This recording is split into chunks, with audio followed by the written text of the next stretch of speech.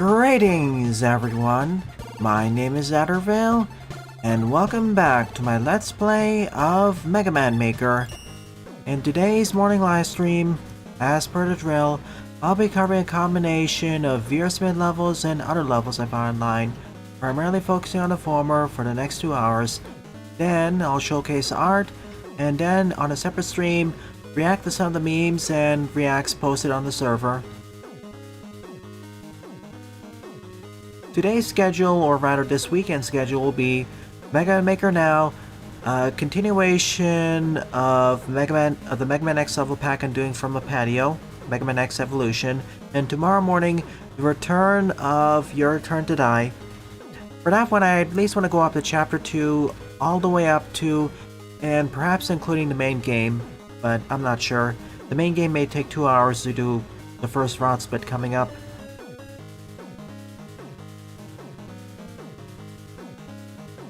And once Jaden returns from their trip, I will get back to and complete That of a Wish. And next week I'm returning to Magmal Tree.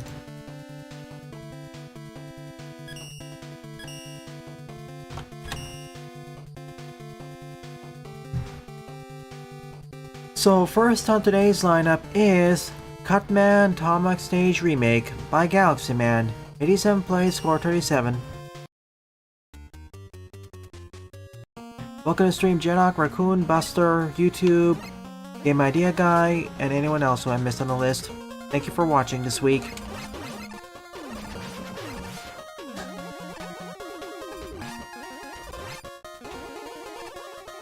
You know, going back and watching a lot of the footage for Magmal Tree while editing it, it's making me consider some of the scores I gave the levels, as well as watching some other playthroughs. And I gotta say, I'm enjoying the early game of Magmal Tree a lot more than Magmal 2. I think others have said this, and I agree with them. The early game of Magmal Tree is better than the early game Magmal 2.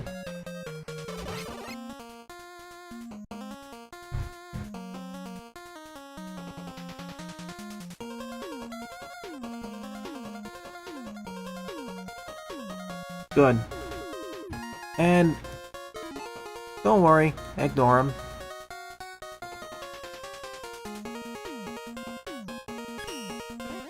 As a whole game, you say? I'll say about that. The only things I've noticed are from... Right now, I've only really seen the early game, and based off of that, I kind of like Magmal Tree more. But I'm gonna see the whole game when we get to that. I'm taking it at my own pace so I can better enjoy the experience. After all, Magmal Tree is like a 50-60 hour adventure at the very least. I really don't want to burn myself out and make the experience worse than it actually is. I'll do the same for any game that is that long. I'm gonna pace myself and maybe take a break in the middle. This will be necessary when I get into the very long, when I get into certain JRPGs or other very long titles. Well, not just JRPGs, certain WRPGs as well. Because I did mention that I may want to check out Baldur's Gate just to see some stuff.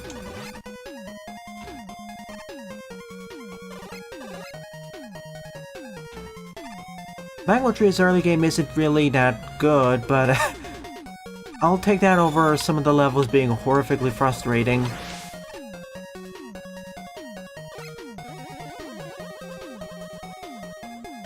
Oh yeah, absolutely. The Mario & Luigi game, at least the first one, wasn't really that long. It was like... 15 hours at most? It's not a nice pace. 10-15 hours at most. It's nicely paced.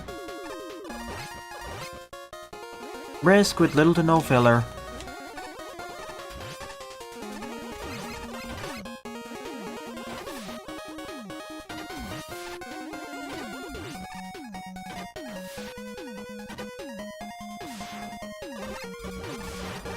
I know there's some optional challenges that are coming up, but they're fine because they're like harder boss fights or something.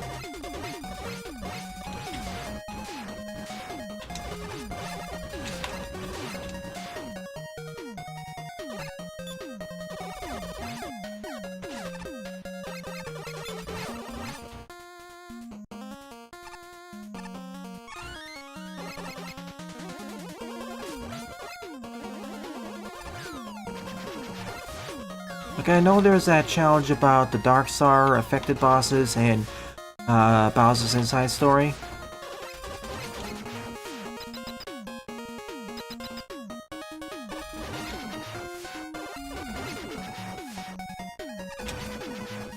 Alright, this is Cutman Tomahawk. I got the Tomahawk, I didn't really pay much attention to Cut.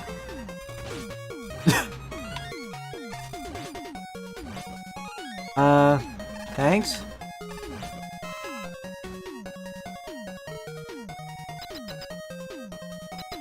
Have you played Magma Tree yet, YouTube? I'm curious.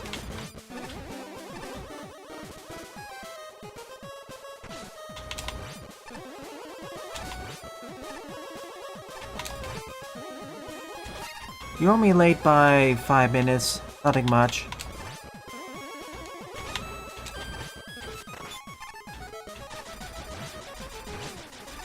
Toasty. No Tomahawk to end the fight, so we'll go with Cut.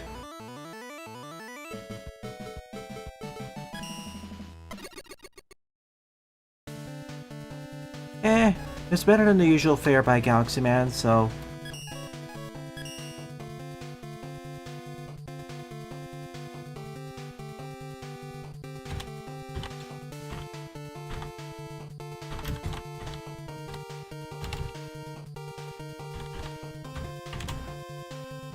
Alright, next up is... Second up is Kindred Spirits 2 Electric Boogaloo by It's Just Seb. 27 plays and a score of 6.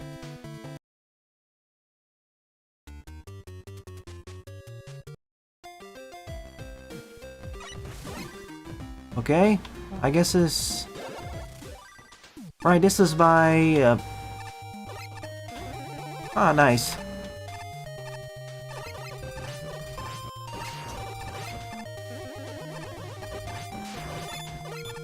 This is by the same friend group. This is by Mr. Scarday's friend group. They didn't quite work on this stage, but their friends did. And already I can tell that this is gonna be a treat.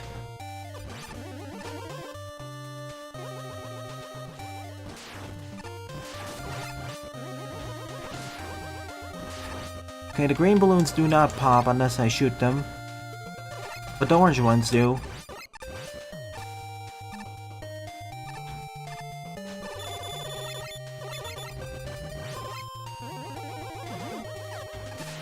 Goodbye.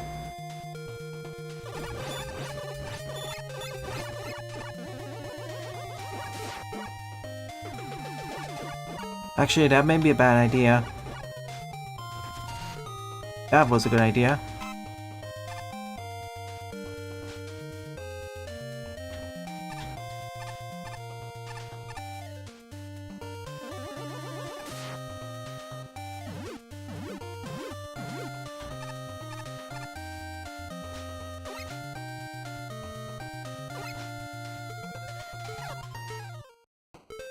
I can use the bubble for that.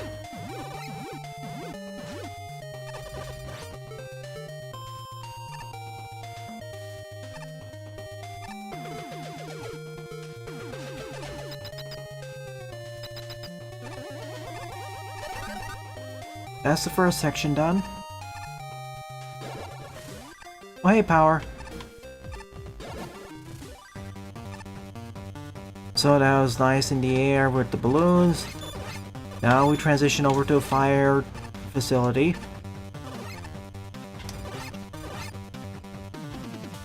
YouTube, I've already completed up to and most of Tier 7.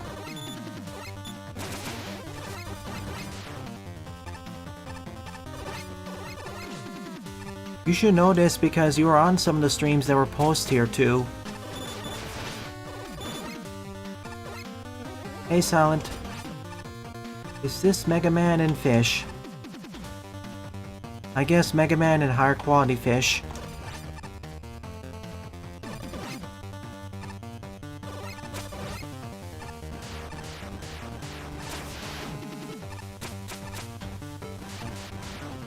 And yeah, you're right, Power.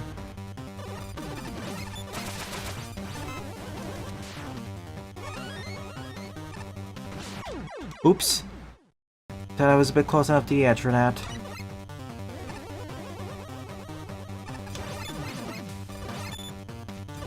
I don't watch Dorkly.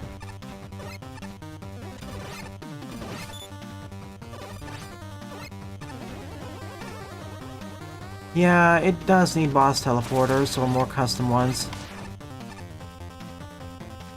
I like the Galaxy Man teleporters a lot for how flexible they are, but I want specific boss ones to prevent certain issues.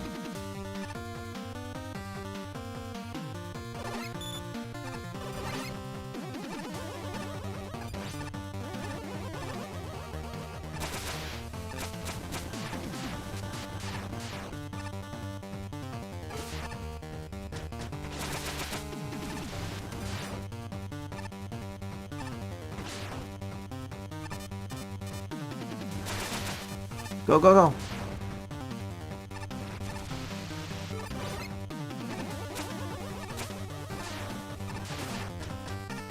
Whereas the last mini stage focused more on taking your time, this one you gotta keep going.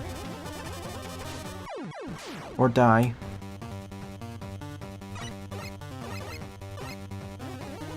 Ooh, custom spawners. That'd be the next ultimate, new secret. That'd be the ultimate, next new custom gimmick added. Like every version of Mega Man Maker has had a new major feature added. Every major version. That could be one of the next ones.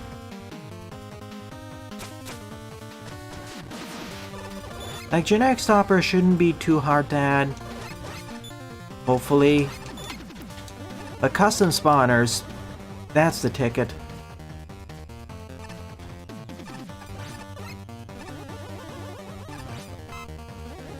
Any non-mid-boss... Limited to only any non-mid-boss enemy or pickup. There. Imagine if it yeah, if you could constantly spawn mid-bosses, that could cause a problem. Yeah, I doubt they do it for 1.9 as well, but... Jump! Jump! Tower of Duct Tape.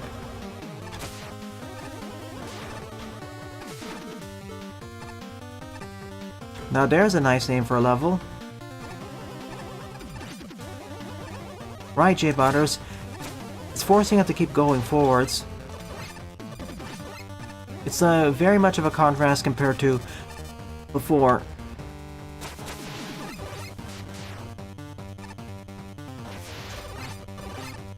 I kind of like the air section more, but this is already very solid.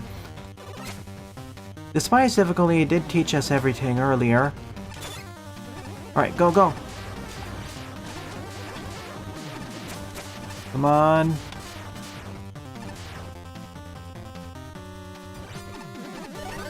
And that's red.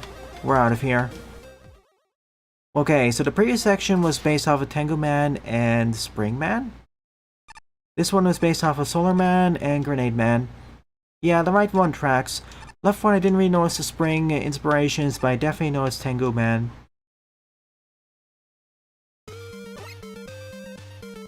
Last section is Tornado plus Fuse.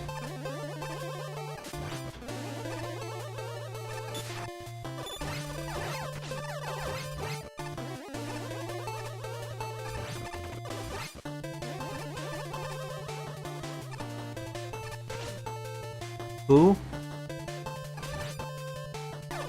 I mean, I'm gonna watch... I'll likely watch that movie on my own time with a group. Okay.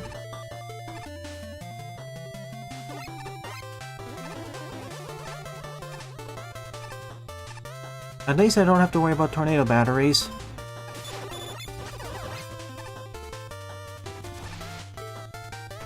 Playing a game of hopscotch. Do you think we'll have new fortress bosses in 1.9? At least one. but don't count on that.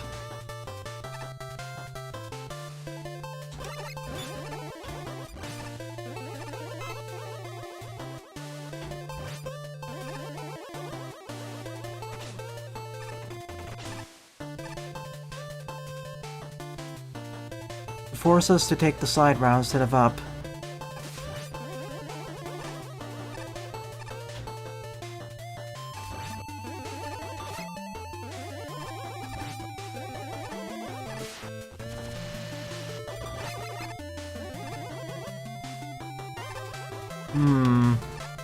Yeah, I thought so. Whoa! Grabber. Let's end this.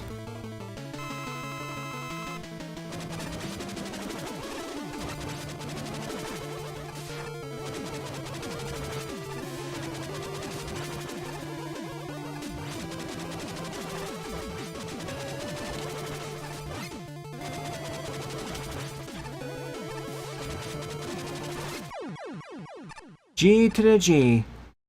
Although I liked last week's collab level more, this is still at the very least decent. With all these 3 mini stages, they did introduce all their elements relatively controlled, safely, escalated, recombined, and ending in decent climaxes. Although with the last one, I wish the climax was extended a bit because it better feature both mechanics.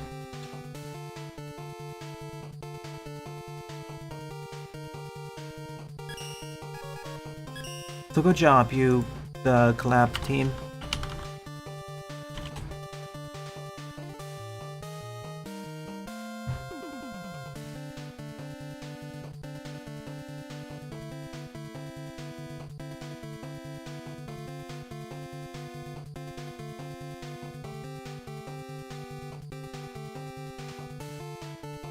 What if someone made a stage out of nothing but galaxy teleporters?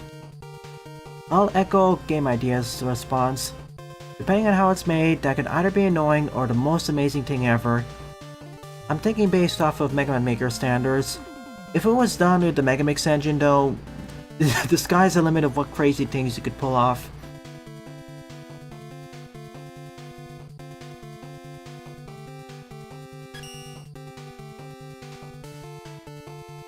Number 3 up is Temple of Icy Crystals by MemYCH, 39 plays, score 12. Let's go.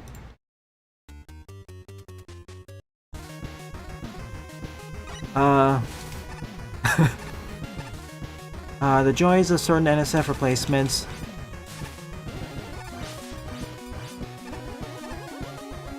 It makes certain levels sound a lot more tense than they really are.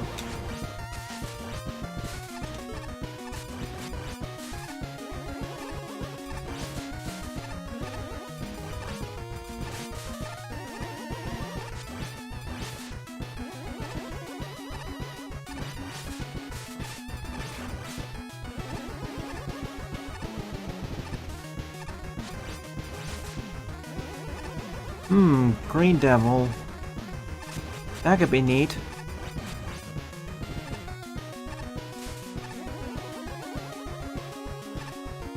Base though, we don't really have any rival battles yet. We don't have Breakman, for example.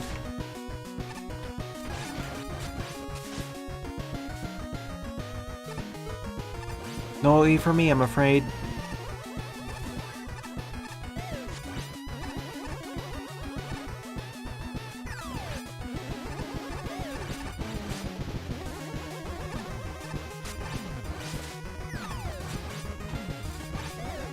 Oops.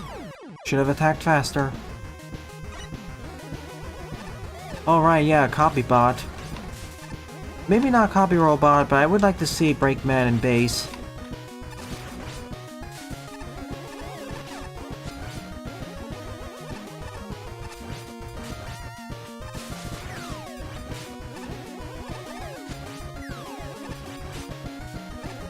That was the price I paid for rushing too much.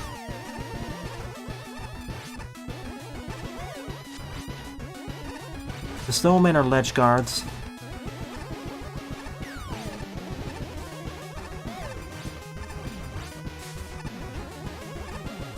Man, I can't wait for secret walls or obscured walls to be added, or rather fake walls to be added to Maker in the next major revision, aka decorations.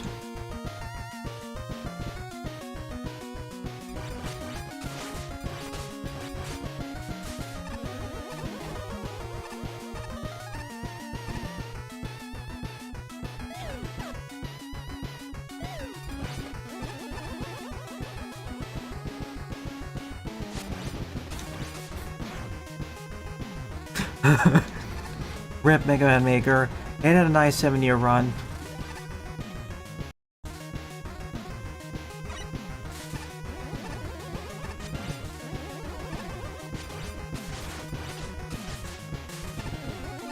Buster will intensify. Futile illusions were difficult and annoying sometimes. I had the scariest idea. What if illusions could create fake anything?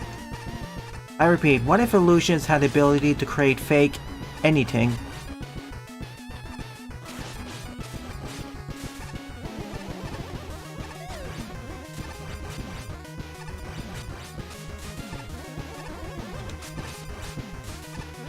Oop.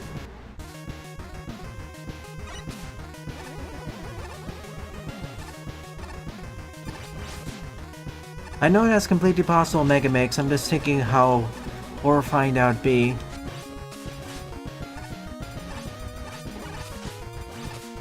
Oh, wait, those are being added, Fire Sawdust?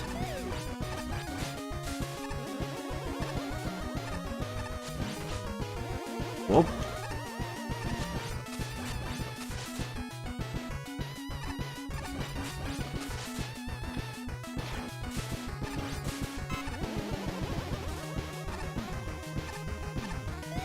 Depending on the setups... Wait, illusions can't create fake blocks off-screen, can't they? Yeah, I'm assuming illusions can only make fake blocks when they're on screen.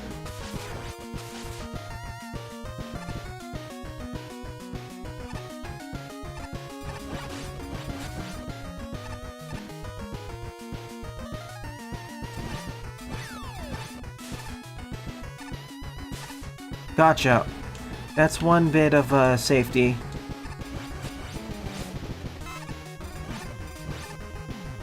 You mean Quattro. That's the joke name, actually.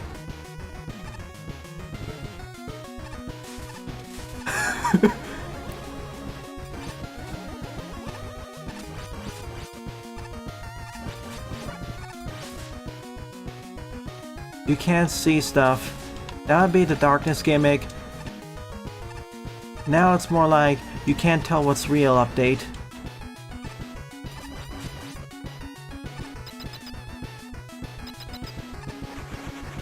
Hey, Snowman.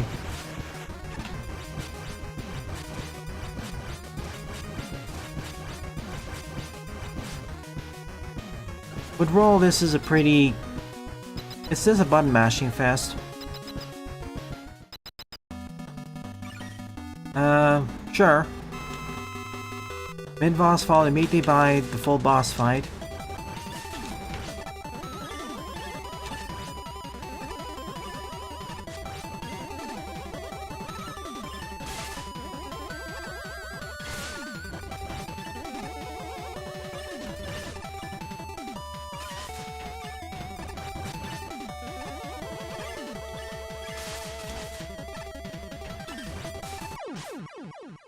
Fumbled that fight.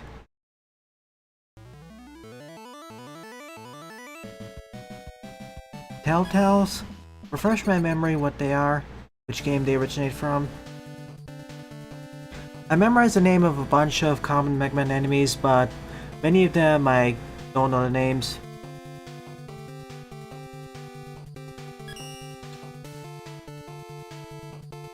Let me check. I swear they sound familiar, but I can't put my finger on them. Oh, those are the one for Cloudman stage, isn't it? They're able to control the weather.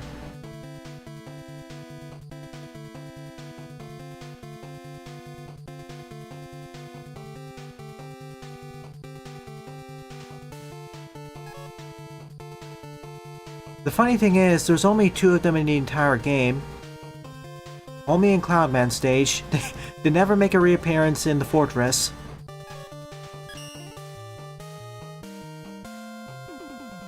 When they're shot, they cause a rainstorm. When they're shot with the freeze cracker, they create a snowstorm, which makes the invisible floor platforms a lot more visible.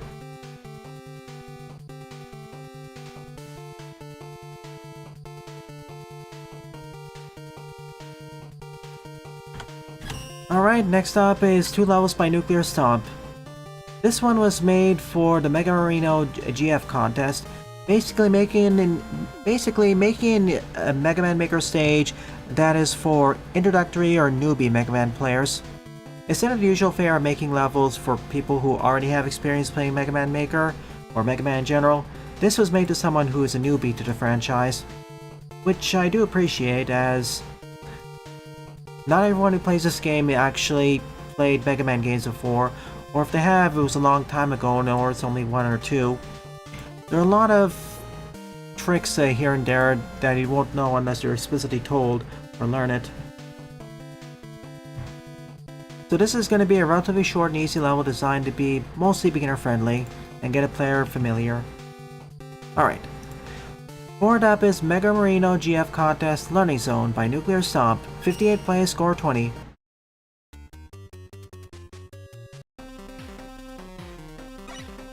Alright, this is basically like an introductory stage. Alright, this is also teaching us always check the left side of the screen, or the opposite side of the screen where you start. That's the funny thing, Buster. The invis floors make a return.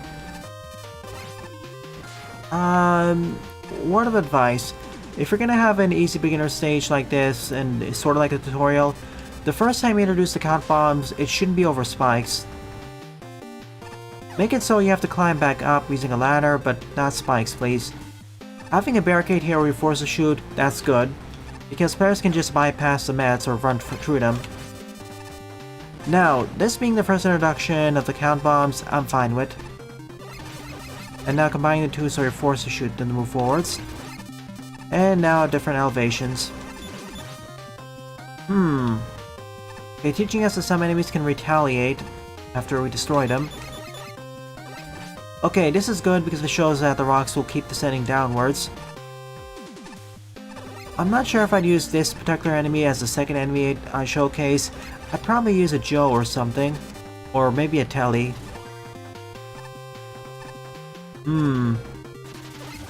Oh man.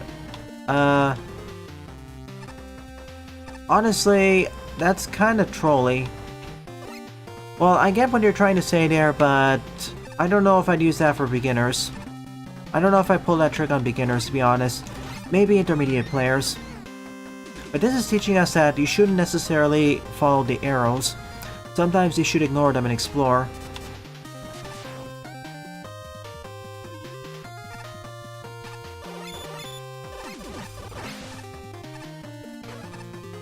Teaching us that sometimes there's 2 ways of doing the same challenge, but one rewards you more.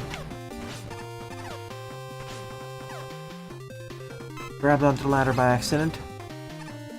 Okay, fire bars. Put the barricade blocks there to force you to wait.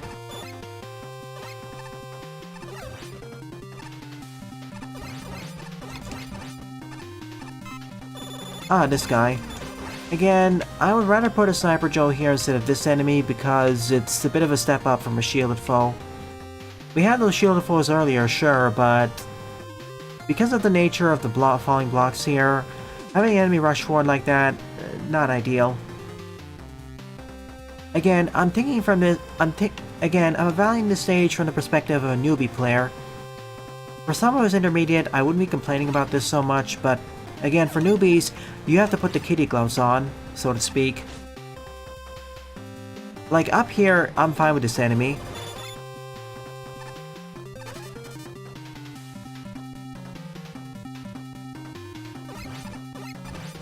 See, up there, I'm okay with that placement.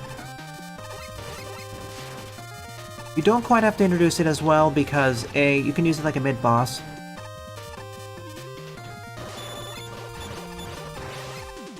and use the key to get through, teaching us that sometimes if you ignore the key, you have to go back for it. Okay, teaching us that this sets the life to 1, and this sets it back.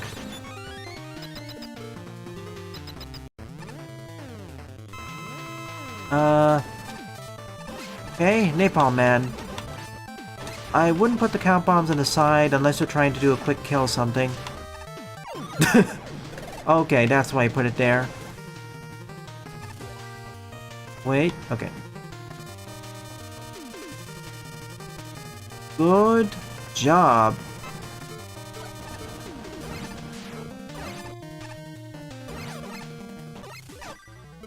This isn't a decent start for a newbie stage, although I would tweak certain elements like the introduction of count bombs and maybe replace the first instance of the tank shielded enemy with a regular Joe. I'm guessing the gimmick will be separate from the Telltales. Maybe have it applied to any Invis platform or something.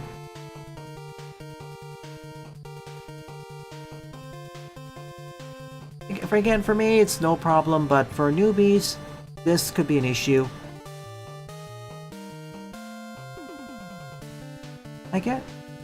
Keep in mind, I'm not usually interested in newbie stuff or stuff that's designed for lesser skilled players, but I understand its importance and I appreciate its existence. Frankly, pretty much all the Mega Man fan game stuff and pretty much all the Mega Man fan game and ROM hacking stuff that comes out nowadays is designed for somewhat experienced or experienced players.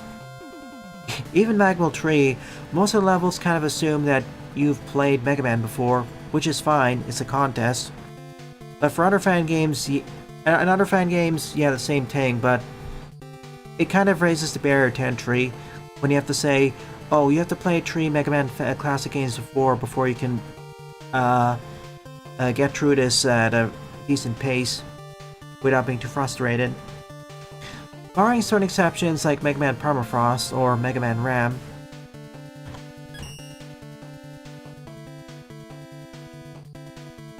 Yeah, in many ways, it's actually kind of difficult to make a tutorial, or let me rephrase it.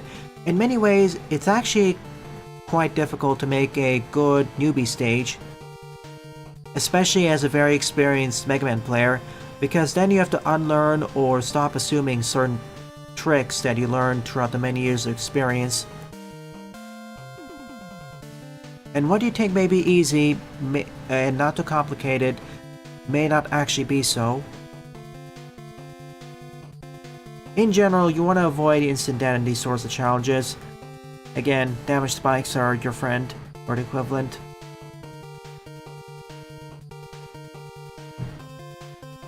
Anyways, fifth up is while he's building up above the clouds by Nuclear Stomp. 31 plays, score of 4.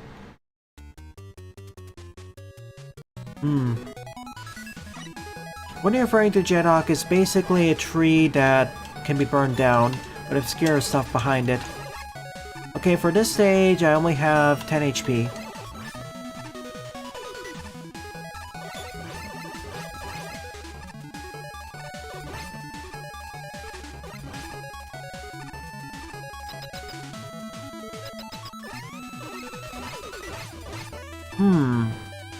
I wouldn't say Mega Man 3 because, Doc Robots.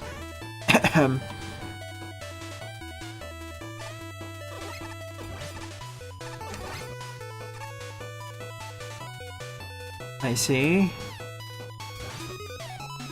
Honestly, the best starting point for an easy Mega Man Classic game would probably be 5 or 6, actually. If you want an If you want an easy Mega Man Classic starting game, that'd probably be 5 or 6. 4 is a bit trickier, but it's doable.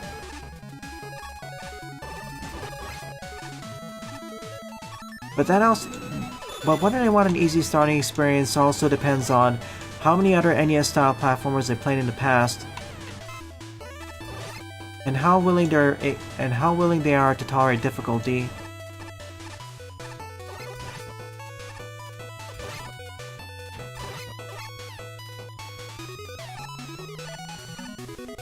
Yes, it also disables the ladder when not burning. You're right. Not only does it obscure behind it, but it also disables.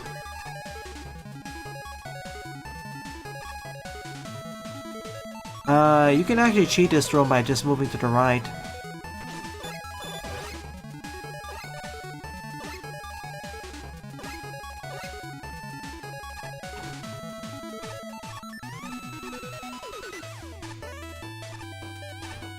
I'm curious, viewers, what would you recommend as an introductory Mega Man experience that is relatively on the easier side?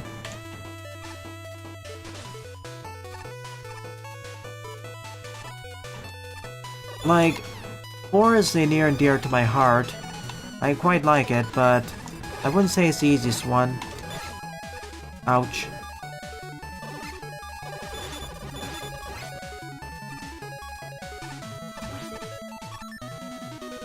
Official only.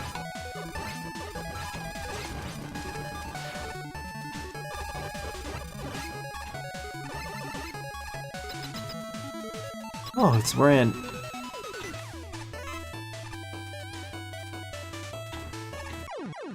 Yeah, that ledge grab.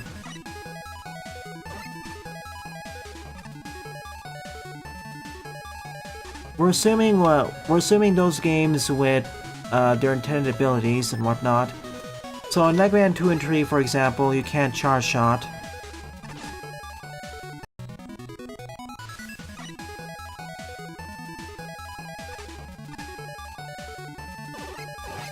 But let's start with official before moving on to fan games.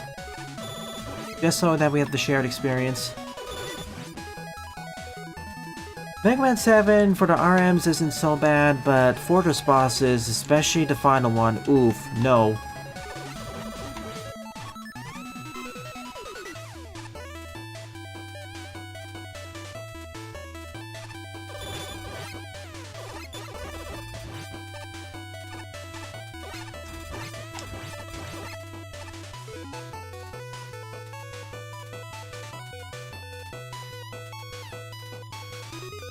See, if I was going by the NES games, it'd probably be 5 or 6, or 10 or 11's easy modes.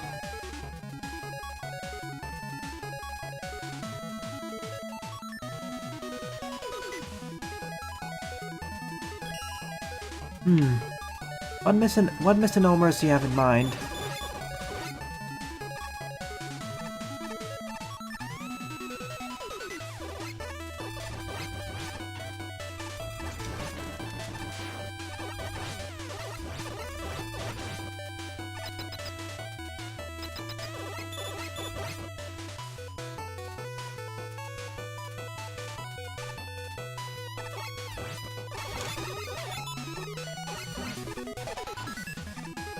Thank goodness for this stage that the armored foes aren't really have that much HP. Or if they do, they're not too difficult to dispatch. And most of the flying enemies are like 1 HP. Or all of them.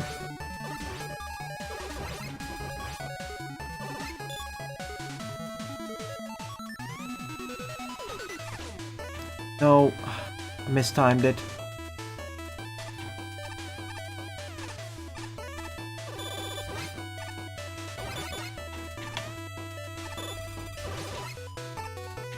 Nope. Okay.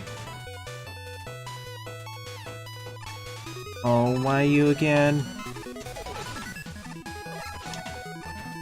I'm dead because I can't deal with this. Rest is fine, but now that. Okay, checkpoint's here, so I can't cheese it. Mega Man 5's OP charge shot. Yeah, Mega Man 5's charge shot is the best in the series, but a little bit too powerful, or way too powerful, and most of his weapons are not good. Or even if they're usable, they're outclassed by the charge shot. And Mega Man 6 adapters don't really make a return unless you count Mega Man 7, but that's sort of.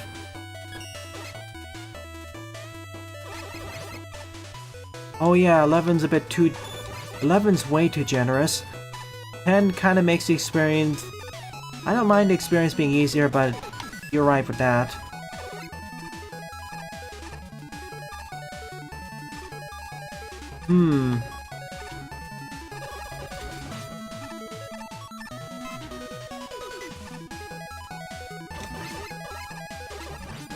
I need to destroy that Tama before the fleas come into play.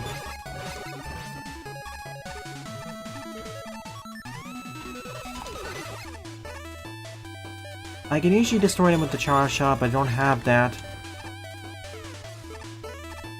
Next time I'm using special weapons for this.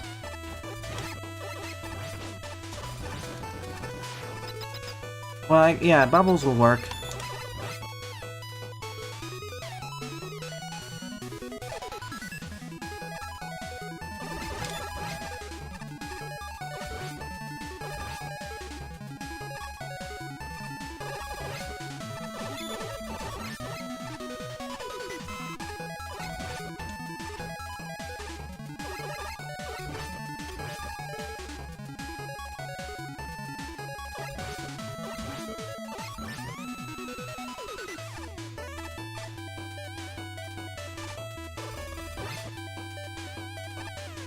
Ignore him.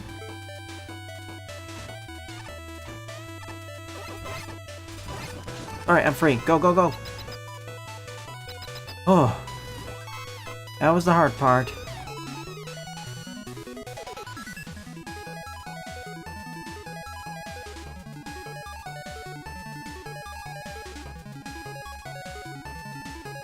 The Gutsman Fortress boss? Yeah, I can see that. Doing that Buster only is kind of a pain.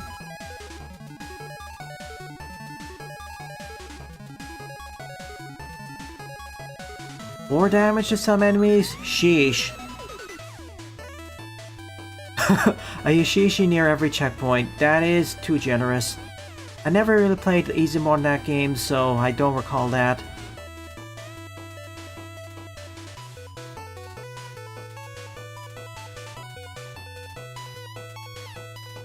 I get why they did. I get why in classic Mega Man games the mid-charge doesn't do 2 damage. Because that may be broken in a few scenarios if you could rapid charge, but... like in World 5, it does deal 2 damage. At least the bosses.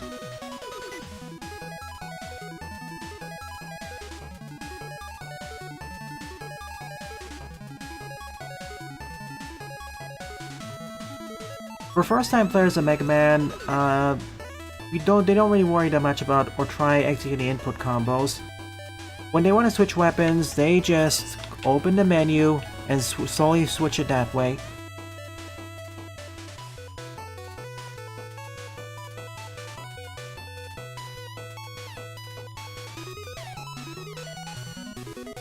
And if they come across a spike pit or see one, they'll stop, take a few moments, and then try jumping across. Catching up with the messages. Like, I know in my heart my favorite classic games are 4 and 11, but 4 I wouldn't exactly recommend if you're a newcomer to the Mega Man series. Again, that depends on how many NES games you played before that.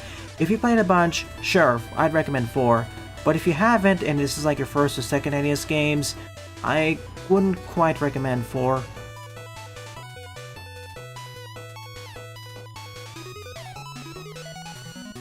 Now, if you include fan games into the mix, then yes, I agree, Buster.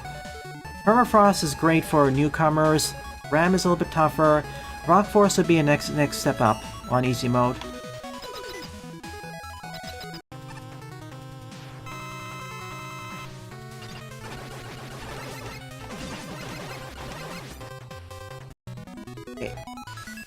Depending on how the weapons are organized, it can be slower or faster. Also, whether the game... Also, many props to McEltree for giving you the ability to actually reorder your weapons in the menu. Thank you. Yeah, I thought so.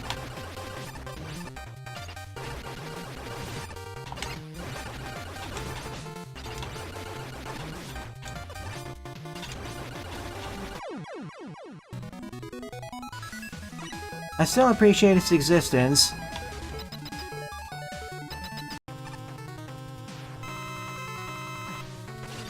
Well, they stole one of the very few good things about that game and moved it over to a much better experience.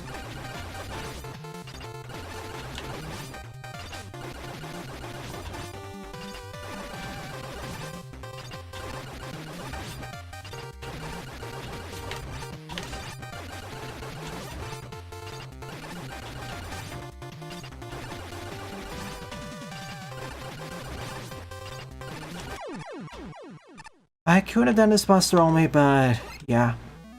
Sheesh.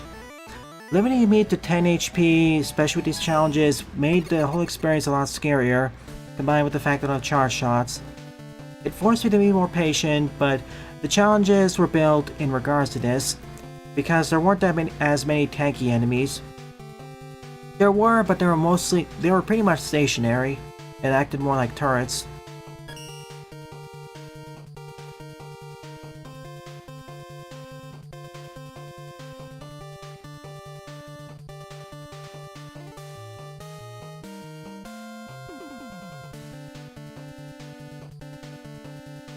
Dr. Y's final attack, I wouldn't recommend to newcomers, even though it's a bit on the easier side, because that's a little bit more like intermediate.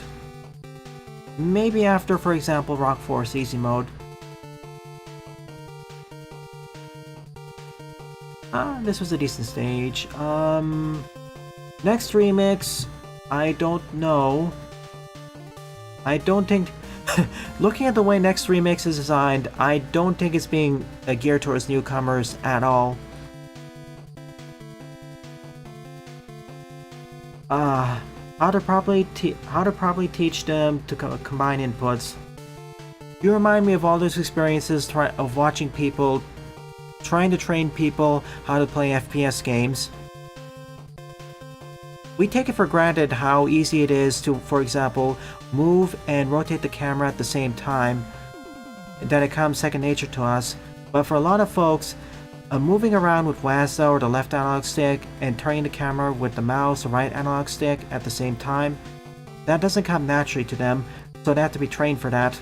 What they usually do is that, for many of those newcomers, they either move or rotate the camera individually, like they move around, they move to one location, stop, move the camera, move it to the preferred location, then start moving again. They don't do it simultaneously. It's kind of like the same thing here. It takes a while to get people used to running and jumping at the same time. I know it took a bit of a while. I know when I was much younger, when I first played Super Mario Brothers or Sonic, I had to get used to combining running and jumping. See you later, Buster. Thank you for the conversation. That was nice. Sixth stop is Ice Pick Sprint by Wow Wood, with 29 plays and the score is 0. 9 upvotes, 9 downvotes. This seems to be kind of a polarizing level. Hi, Rojolt. Ooh. It's been a while since we last had a Tengu Blade focus stage.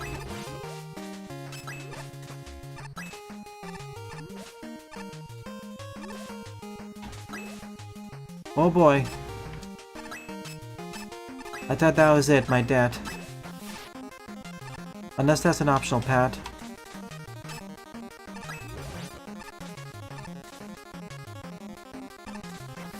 Next remix is... I don't know what to think about it, actually. I am definitely gonna cover it, but... let me put it this way. I'm not sure if it's a Mega Man game... Oh, let me rephrase. I'm not sure if it's a Mega Man Classic game, or it's a fan game that stars Mega Man Classic. You may think it sounds the same, but there's a key difference.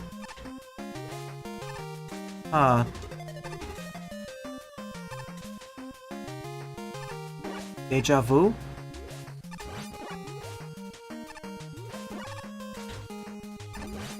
I thought this section looks a lot. This section looks a lot familiar.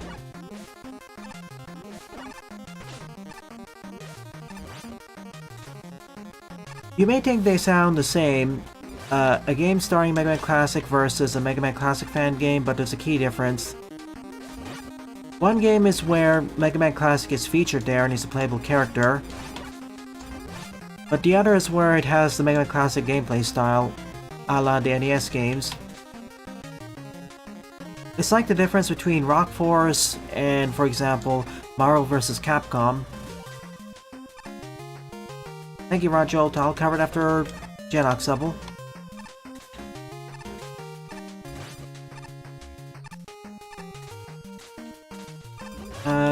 Which one, Rajolt? There are a few. I can think of two, actually. Maybe not an extreme difference, but from when I played the demo, actually a few years back, it didn't quite feel like Mega Man Classic to me. It was fun, sure, but push, push, push, squish.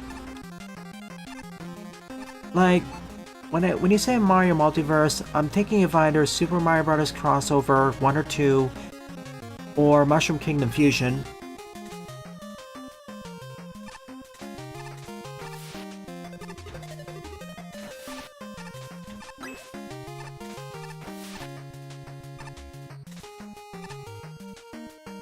Were you referring to Mushroom Kingdom Fusion? Whoa, okay. That screams alternate path to me. Got it. That is gonna be one of the games I do want to eventually LP because... at least for the first world it feels like a mostly traditional Mario game with a lot of bells and whistles and alternate universe stuff added. But once you escape from World 1, or get past World 1, I don't know exactly what to think. It's certainly awesome and looks less immediately off the balls wacky like the next remix is, but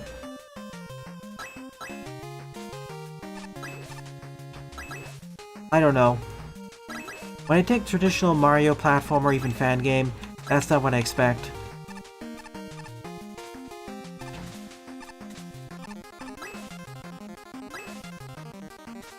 I see. Optional challenges for more goodies.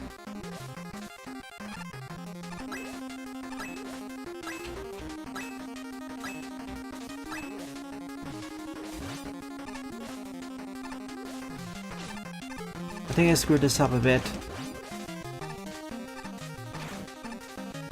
Yeah, I did. Alright, SMBX. I really want to go back in the past and check out the originator of the Magmo series. Going all the way back to Make a Good Level. The first Make a Good Level that was basically a Super Mario World hack. Mega Man Base are currently the best players, the next remix, Slash Woman's incomplete, Proto Man's weird.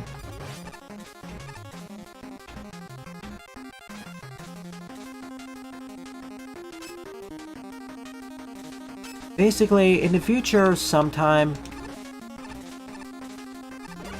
I want to check out the first Make a Good Level contest, then Make a Good Level X. And if I like it, I'll keep going. Next remix being a Flash game doesn't really factor into my consideration. One of my favorite Mega Man inspired freeware games is Roku-chan, and that was made in Flash. Roku-chan I wouldn't exactly recommend to newcomers, but it is very solid. Maybe after Rock Force easy mode. I mean, after you complete Rock Force easy mode, you have a lot more flexibility what to do next.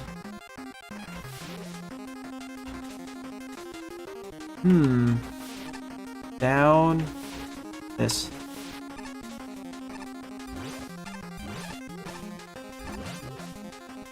Can I do the same thing with this? Yeah. Oh boy. No safe ground this time.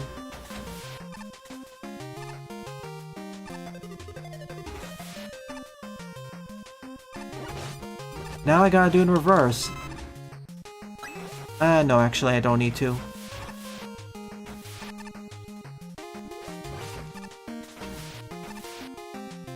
You know...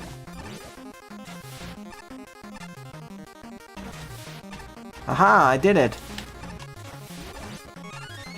First try. Squish. Oh, ice physics. I didn't notice that fast enough. Still, this is a great escalation of the ice block, and this is a great escalation of the ice cubes and blocks challenge. Pushing the light blocks which float, and having to worry about the medium blocks which you can't push. Yeah, this is on par with Mr. Scarday's friends level. If anything, I like this slightly more. It does a great job of teaching a little bit less...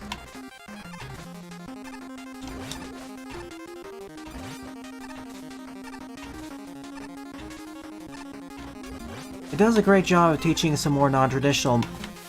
It does a great job of teaching the Tengu Blade's abilities, as well as some of the interactions with other objects.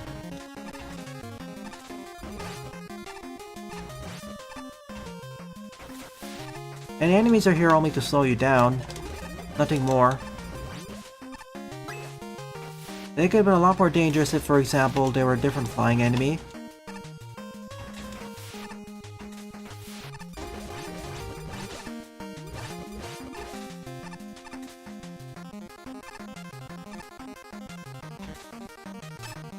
Absolutely one of the cooler levels I've seen.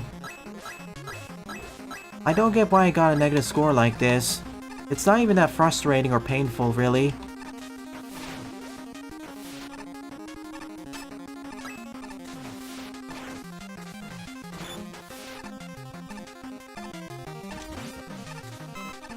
Maybe some people had some issues with the jumps.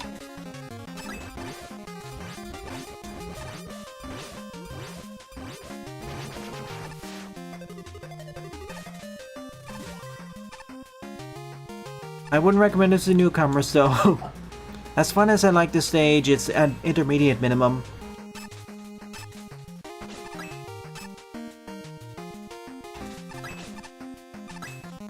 Damage boosting being my friend here.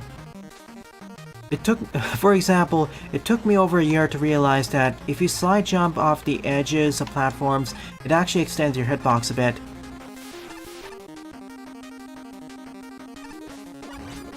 I thought when sliding in Mega Man, it didn't actually affect... Until that point in Mega Man Classic, I thought that sliding didn't really extend your horizontal hitbox. It only made you shorter.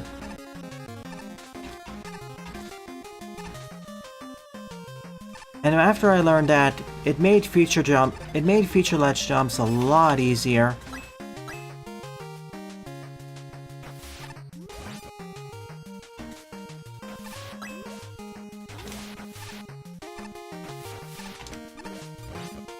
That was my newcomer moment. Remember, the Tengu Slash itself deals only 1 damage, but the projectile deals 3 damage.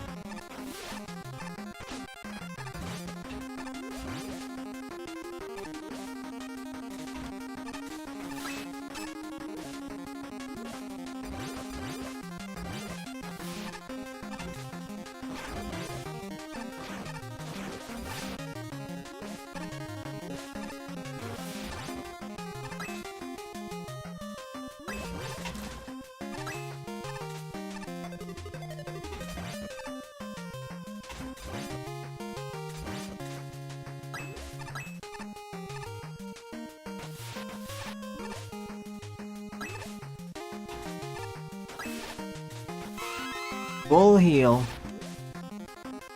Yeah, I miss a lot more the engaging and creative levels than the earlier era. Because this is awesome.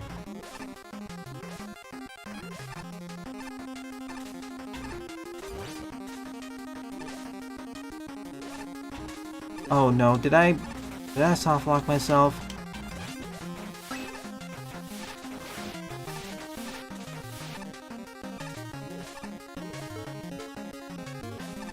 Alright, I'm gonna have to reset this room.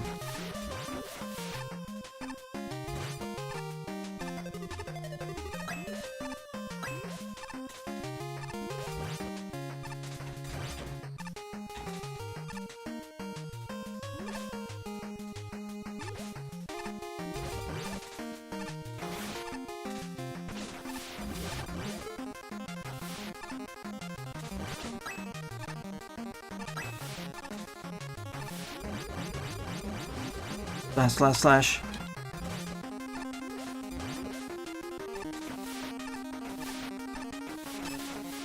Good, I can reset it. Some of these rooms you can't reset it like that.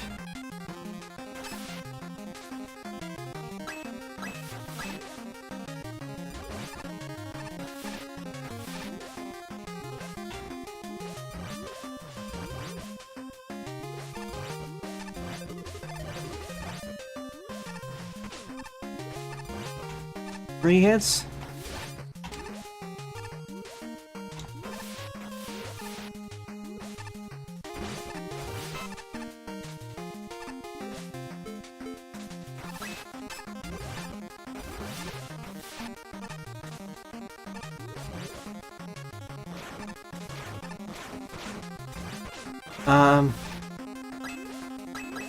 Sure.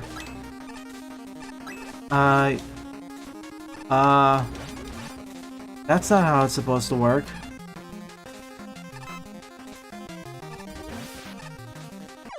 Let's redo that then. I see the face in the background.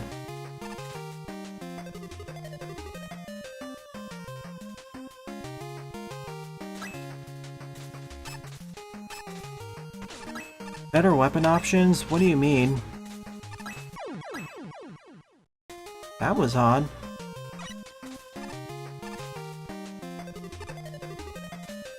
Yep, I have YouTube.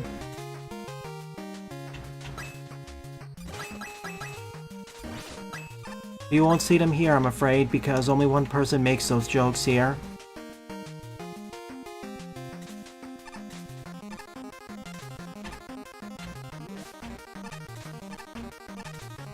The only downside of the Tengu Blade Dash is that you actually need some distance for it to activate. If you're too close, it won't activate. Because it uses the same functionality as sliding, and, well, you can't slide if you're too close to an object.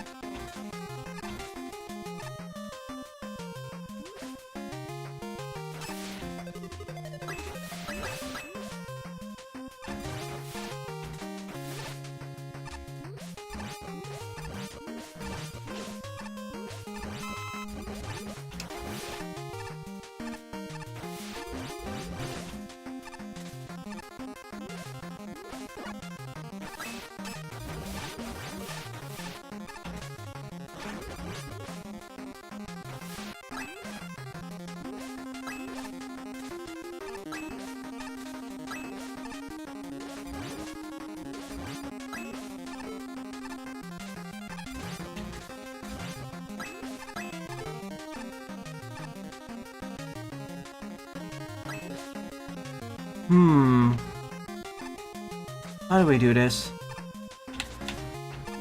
See, the problem is, do I have to just go right through it? If I do, I'll be squished.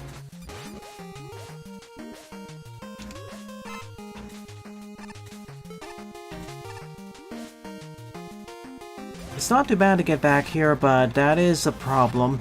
Because if the ice blocks break, the only way to reset is by restarting the room. But apparently restarting the room is kind of glitched. So this time I'll just try rushing through it.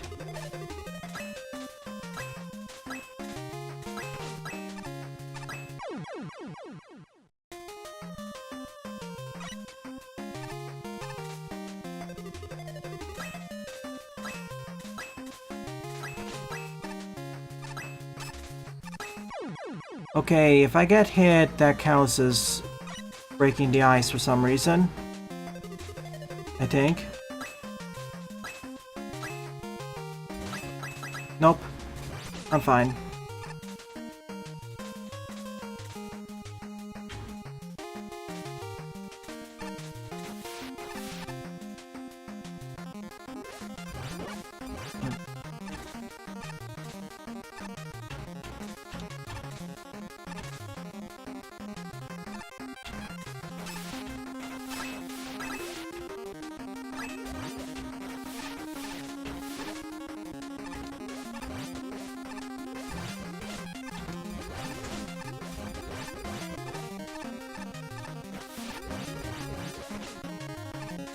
Welcome back, Buster.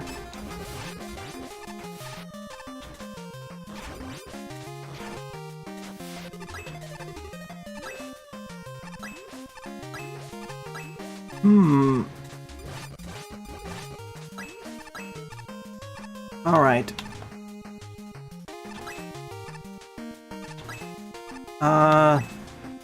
Okay, that's the intended solution, but at least make it easier to get out of that if you end up not doing it the correct way.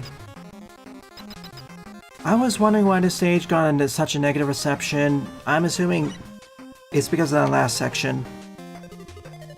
I get that's supposed to be the climax, but honestly, I would have preferred if it was the last pushing puzzle instead of having to slash right through there.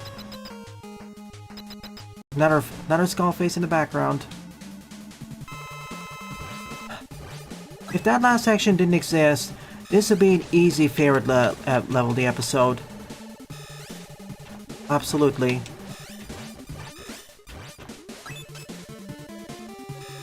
Well, I think I'm on a time limit.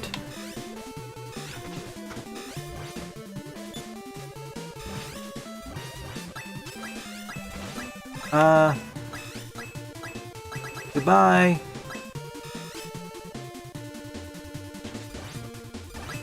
Yeah, there's a time limit. Got it. See, if the last section didn't exist, this would easily be my favorite level of the episode, but now it's a little bit of a harder sell. This is still my favorite level of the episode, but I wish that issue didn't exist.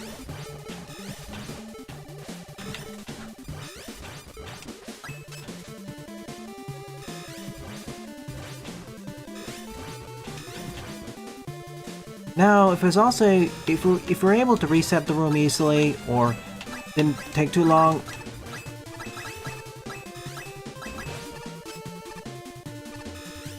Why didn't what?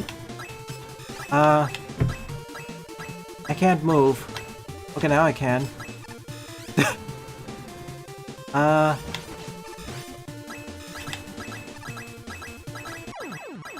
GG, I guess.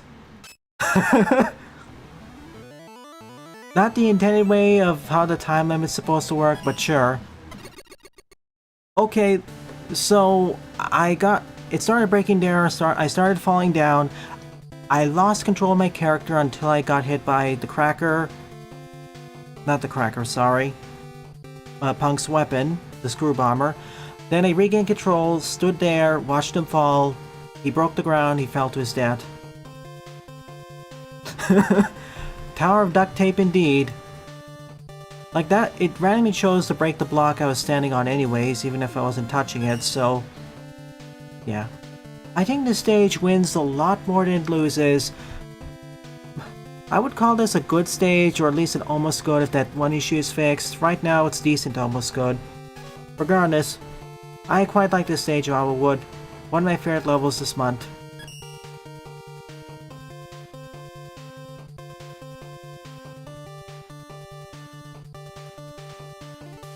Alrighty then, let's see what's left on the schedule. Next up will be Fire Sawdust, then Lapatio, then Gearlock, then Rojolt.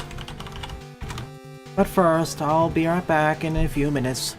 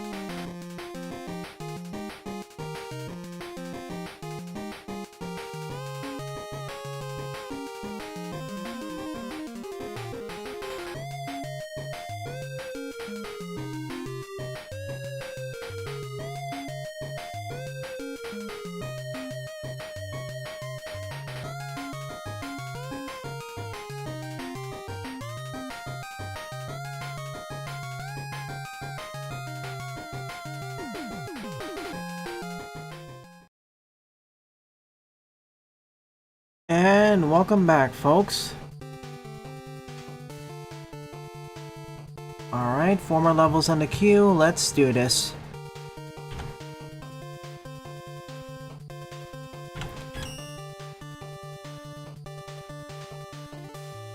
Seventh up is MM Plus Remix Blinkman Stage, Plus Mode modified by Fire Sawdust, with 23 plays and a score of 2. I actually played this level pack before, but they heavily changed up this level. Let's see, we haven't done bass in a while actually. Let's do him.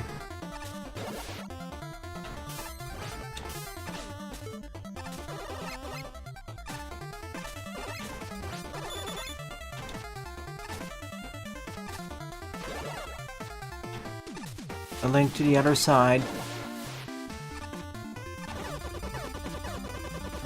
Go into each one of the houses and steal the keys.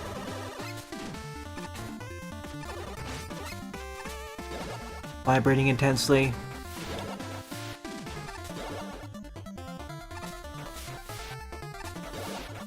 Why is there water in the doors?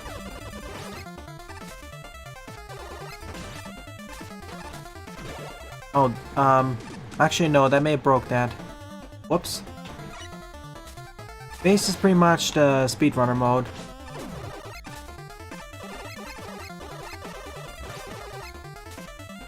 Thanks. I'm not Marino though. That's the first. People have confused me for others in the past, but not Marino yet. And that's fine.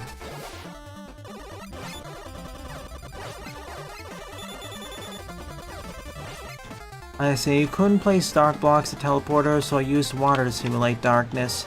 That makes sense. Yeah, Base is one of my favorite characters in Maker, especially due to his enhanced mobility options. And his issue with his Buster dealing half damage is easily mitigated if you have almost any special weapon. And in this case, I already have 2 of them. Like, if you have any straight up Buster replacement, Base becomes one of the best Base pretty much becomes better than Mega Man or Proto Man. Except against bosses, maybe. That's where having a charge shot may come in handy.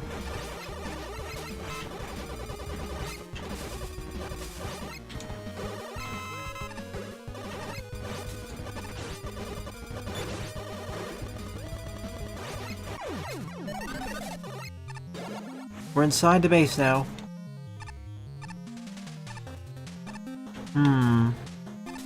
World's been captured or something.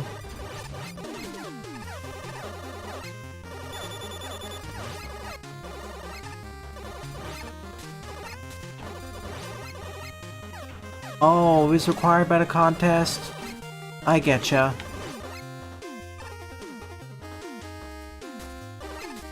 I was wondering, why did you place it at the end for a beginner stage? That seems really bizarre.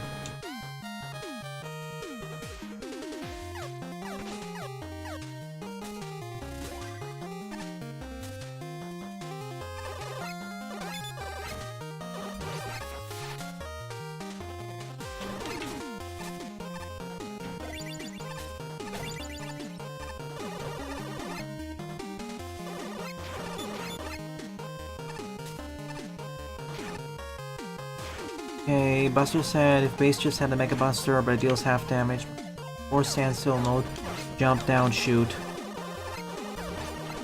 I don't mind not being able to shoot directly downwards at Base, but if you're stuck to the ground while shooting, or standstill with no jump shoot, that can be annoying. That's easily mitigated by just jumping and moving at the same time, but you do have to keep pressing jump.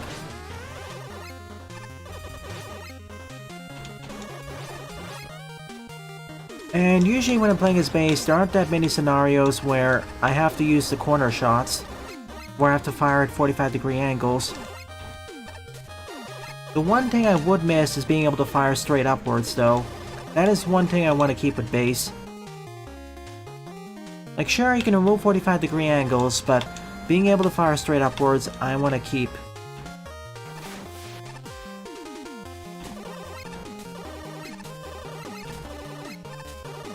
You can only shoot, yeah, you can't shoot while stand dashing, but if you're jump dashing, you can shoot.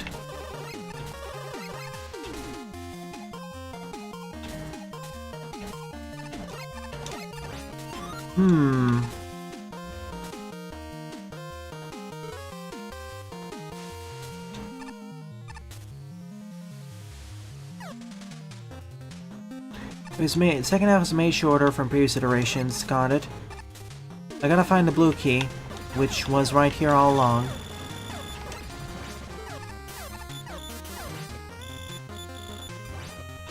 Oh my.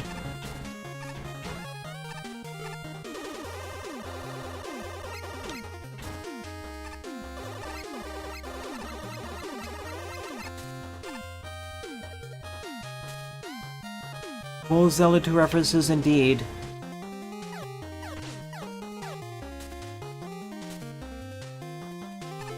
Not this one. I need to travel to another world to grab that.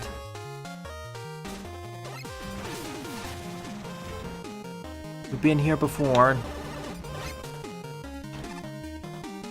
Honestly, my... Oh. Oh no. Okay, I have to do this again. Honestly, my favorite aspect of Base's toolset isn't even his buster, it's his mobility. Namely the double jump, as that saved my skins many times. Followed by the dash.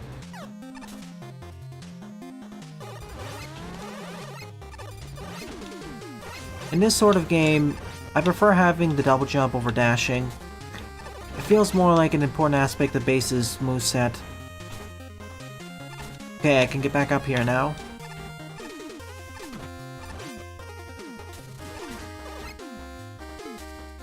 And yes, I can shoot it. Oh. Alright, I do have to shoot it. Of course. The laser won't reach, only this thing will reach.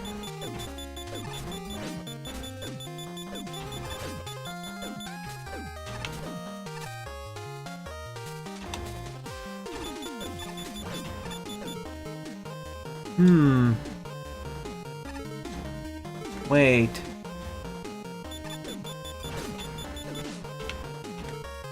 Okay, I see the trick here.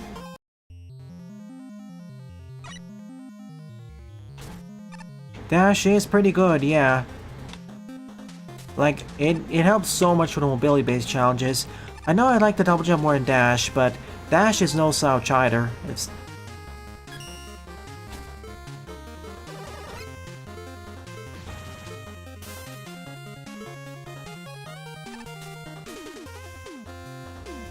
I see.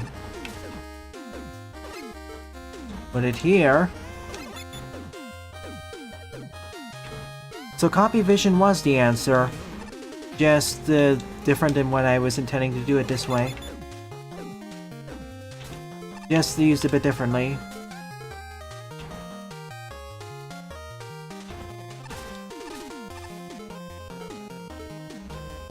I can force it to lock onto the block specifically now.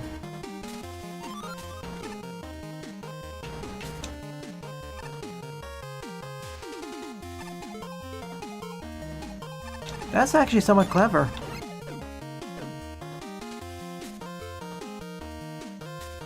Hey, it's a good team, the patio. Let's hear it twice.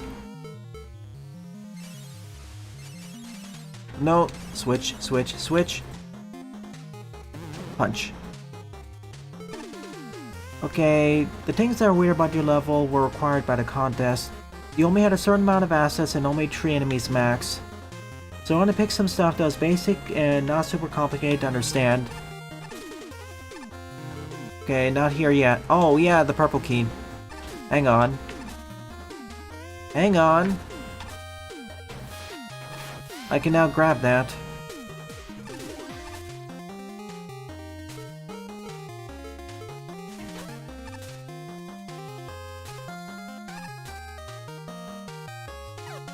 Instead of using their abilities, you use the gimmick-based weapons. I gotta check something. Did I check this route?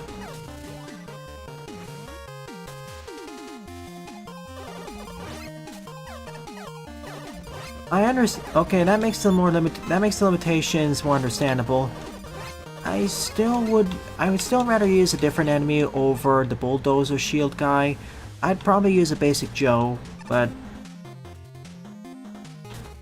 Alright, this is the thing I need to check out first. Oh, I've been here before, never mind.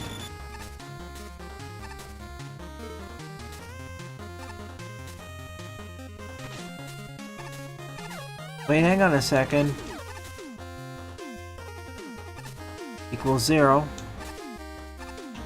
No, I can't backtrack further. I thought this is gonna be one of those tricks where you can go further left.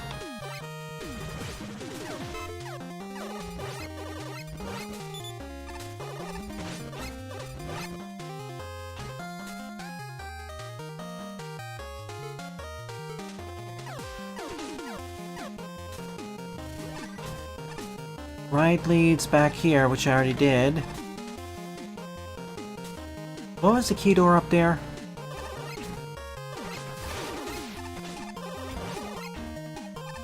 Oh, if only disactivated upon getting the stuff.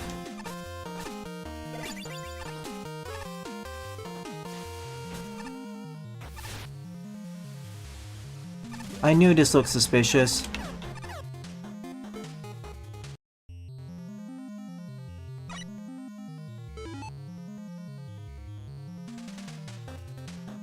Ah, she was doing a lot of damage boosting in her contest. Got it. I was taking from the perspective of someone who tries to take their time and avoid taking damage in general. Usually when I see people playing Mega Man for the first time, or newcomers to the series, they avoid damage boosting as much as possible. Unless they're forced to, it's a really tanky enemy. But if she damage boosted a lot, well, that makes sense. Okay.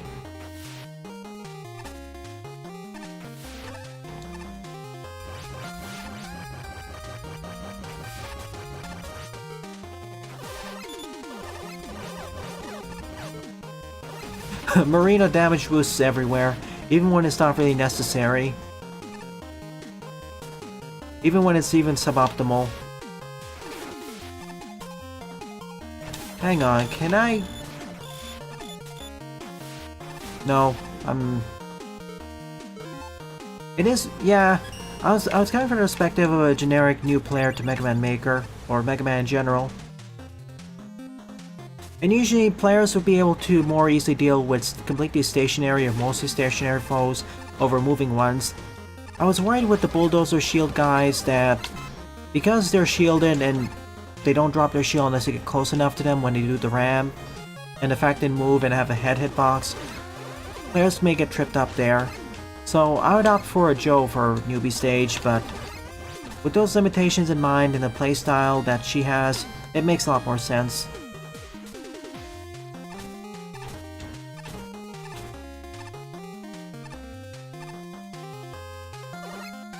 She one-shot the level except Napalm Man. Meanwhile, I defeated Napalm Man in a little bit unintentional way. I got the quick defeat.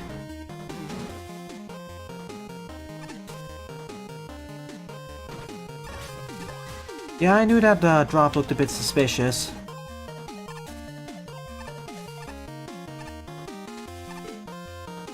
Wait, that's the orange door. That's that. Hi, Dad.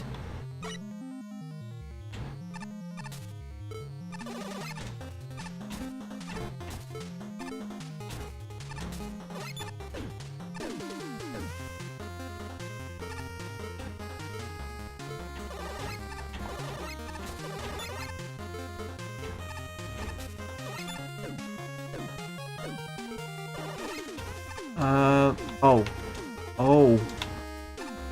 Please respawn.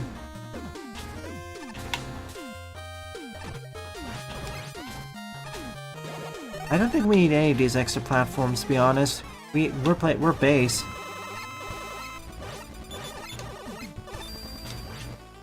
If I was anyone who didn't have dash and or double jump, maybe a different story.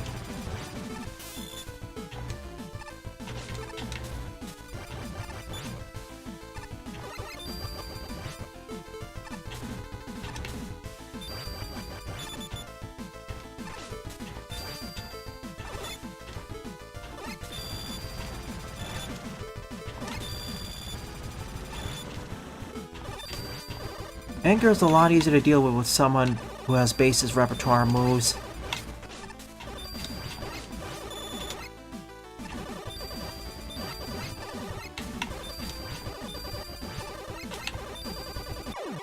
G to the G.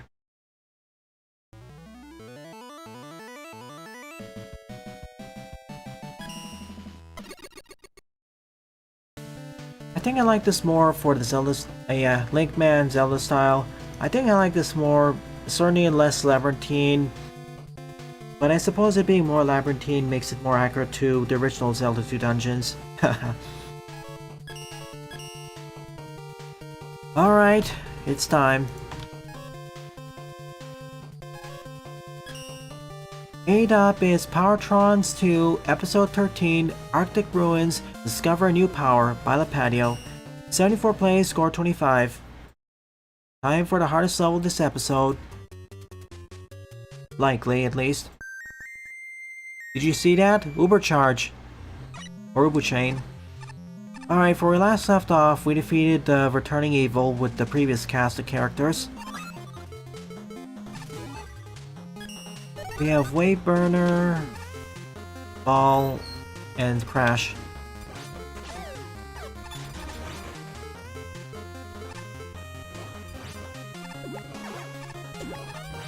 Be careful when using fire though, so I don't destroy the platforms itself.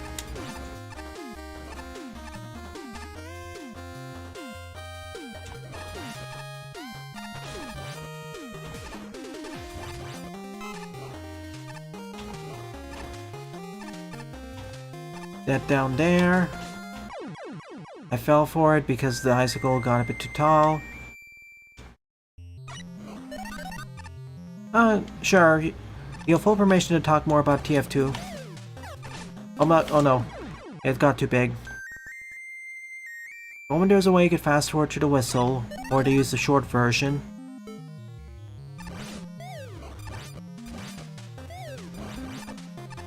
Green plus black.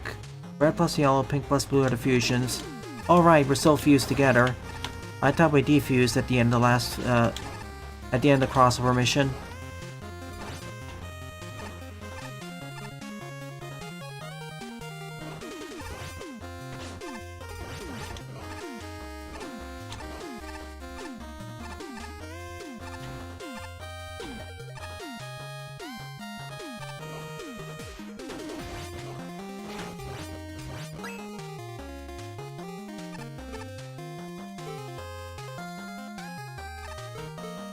Oh man, that's...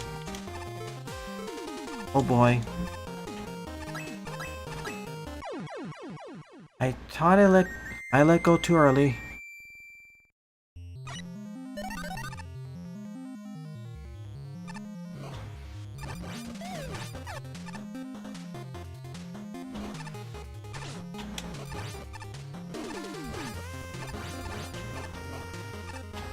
The atomic fire is still very strong. When you give it infinite ammo, and when you get infinite ammo like this,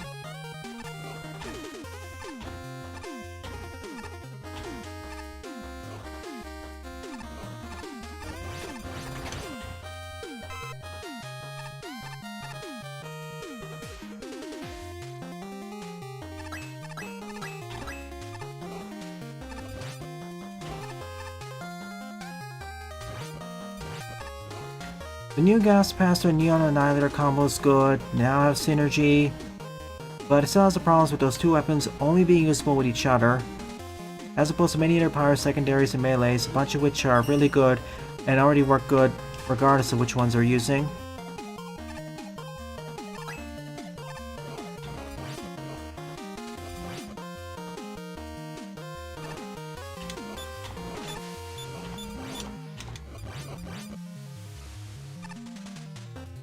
Hmm.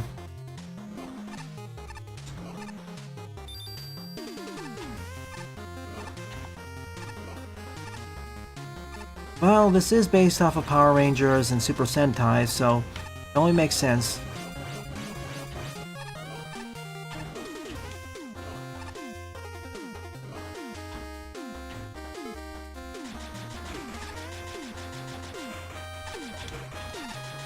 Oh. Almost.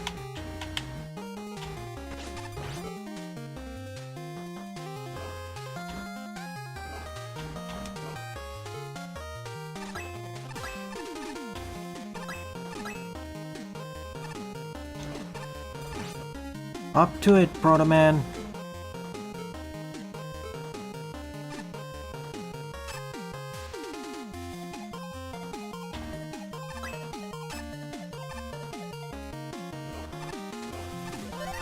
Glorious checkpoint. Squish.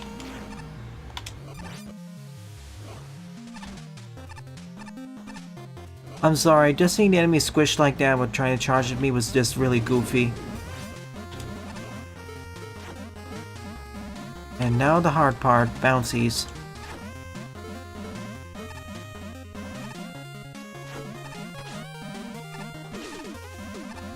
So my solution is just damage boost past it. No, not owl, not owl. No. Get me through.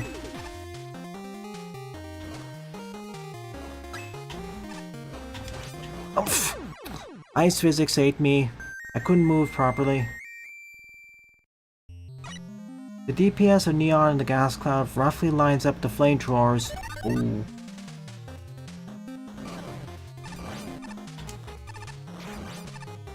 That could be a problem.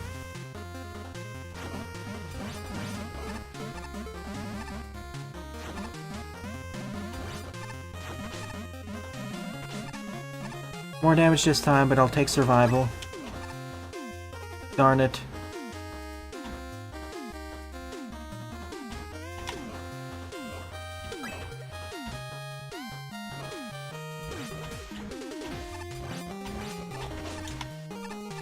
Come on.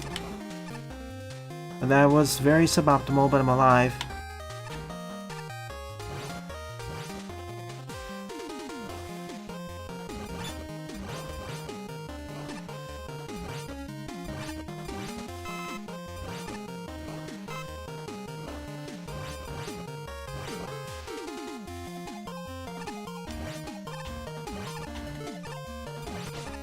No. Can I make it up there? Sorry, Vui. Do I have a time slow? I don't.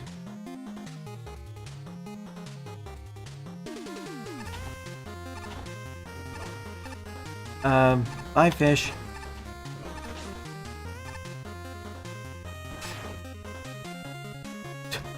The icicle saved me.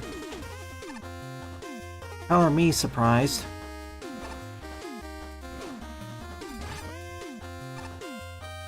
Okay.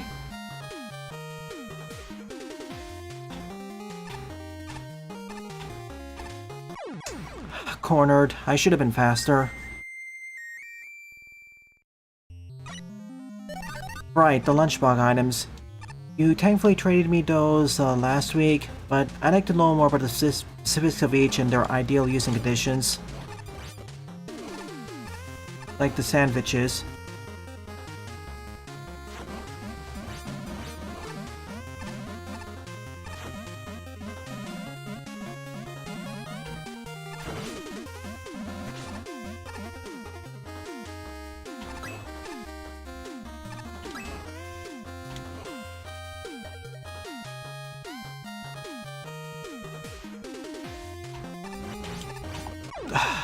The ice phases combined with the owl make this section a lot more dangerous. And remember, this is Maker's ice physics. They accelerate you very quickly. Disproportionately so. I'll keep pointing this out every single time because this is what throws me off compared to most other games' implementation of ice physics.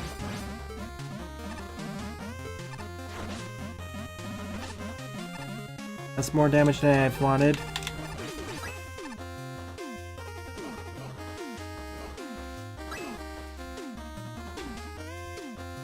Lock me in. No.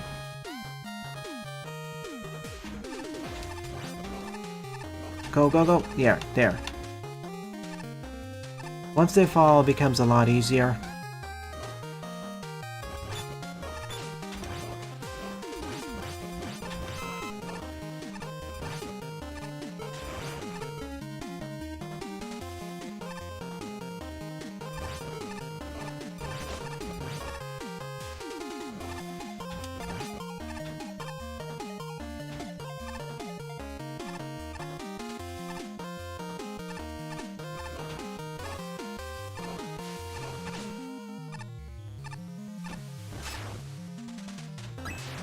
Oh, it didn't get caught.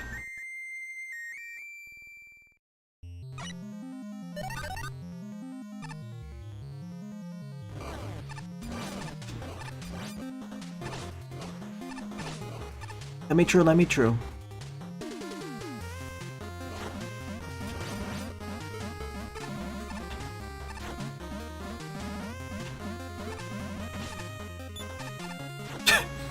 Right. That can happen.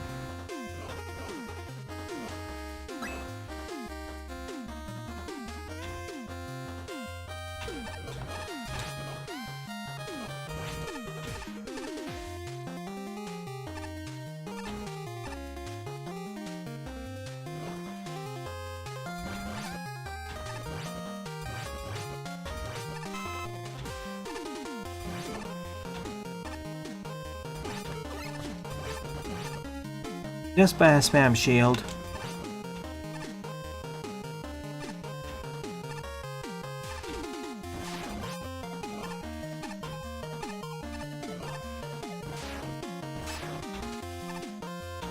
This time Nastical saved me.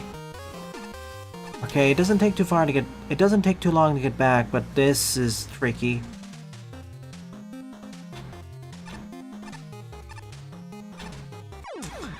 I jumped too high, so I got caught.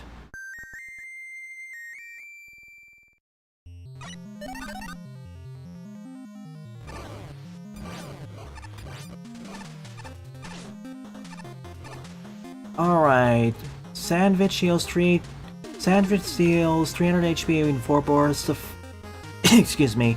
Sandwich heals 300 HP in 4 bursts of 75 HP. And you can use it as you can also throw it as a half HP medkit to teammates. That seems really handy, like as a pocket healing.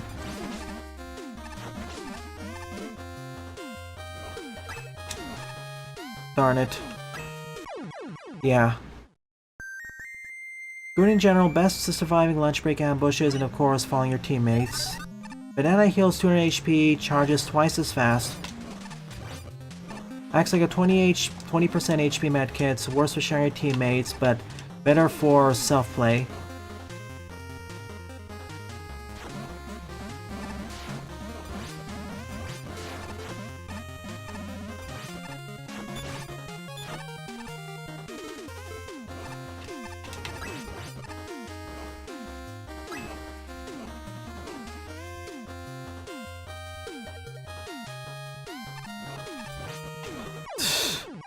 I really hate the ice physics down here because it just shoots me so fast.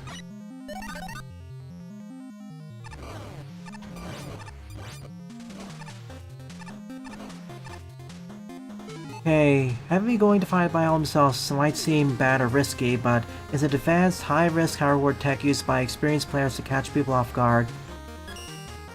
Easy to succeed in that if you have Tomislav.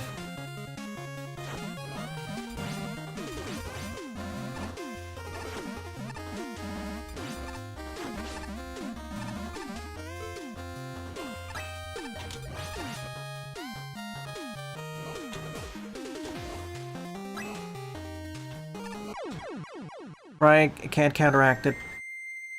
The hardest part of the section is this screen, by far.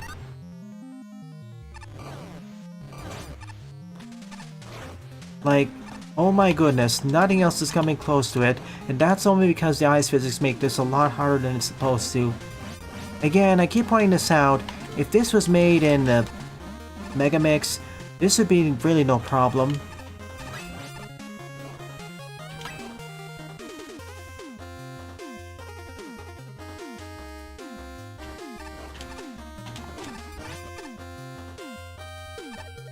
If anything, the ideal move here is to keep hopping.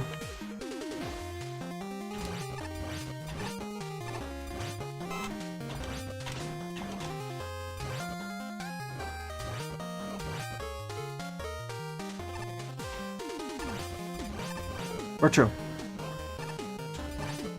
Okay, this becomes easier.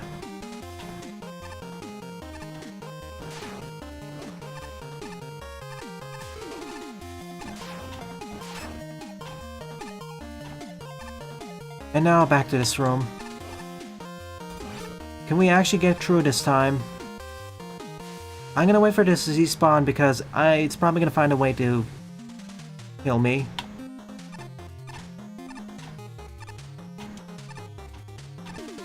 Alright, did it. I didn't jump as high. Good. That's where I expect the checkpoint to be. Okay, Dakalova's chocolate recharges as fast banana, still a small medkit, heals only 100 HP, but also provides 50 extra HP or overheal. It won't exceed over 450, but that 50 extra HP does interact funny with Quick Fix, the counter. Got it. Black has a pretty old engine, so eh. What about the buffalo steak?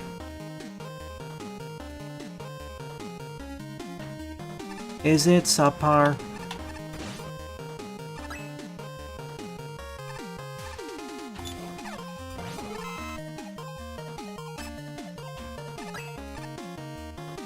The sad thing is, the second screen of that challenge, the second or third screen of that challenge was the hardest part, because having to get past that owl, well, that was the third screen.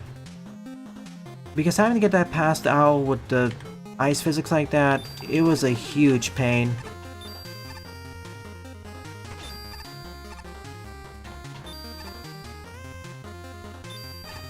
No Star Crash for me for this one.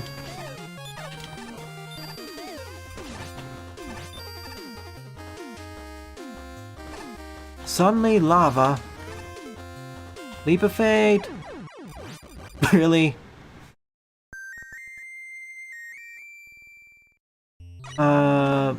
Which new map, Pixel Boy? It's not one.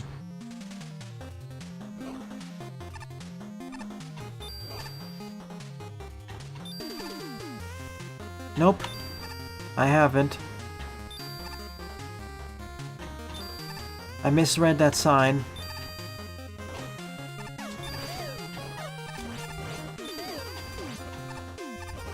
Now the snowman gets to perish.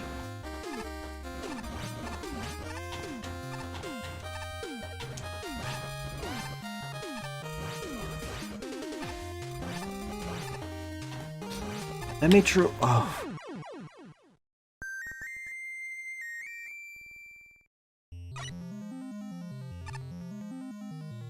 Okay, recharge as fast as sandwich, still acts like a medium medkit, but doesn't heal you at all, strips you to melee and gives you 20% damage vulnerability? In exchange for mini crit speed buff. Well, to grow. That is insanely risky. And locking you to melee only,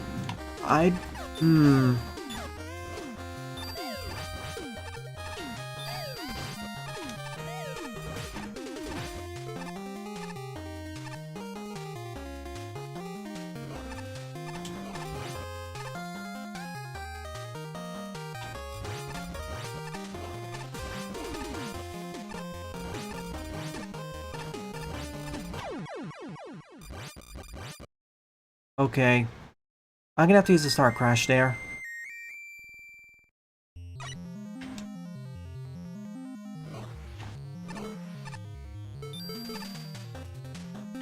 Unless I can, because I'm out. And I can't get it back because no drops. Can't even use the balls.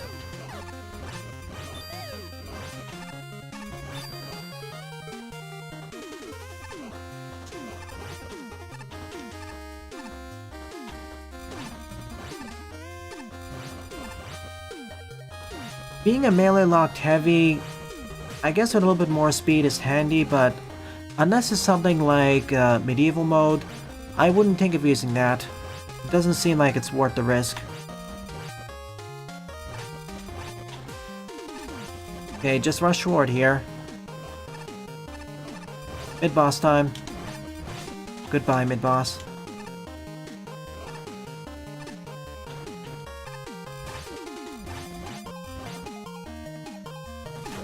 Checkpoint, and a Gory. Formerly existing Gory.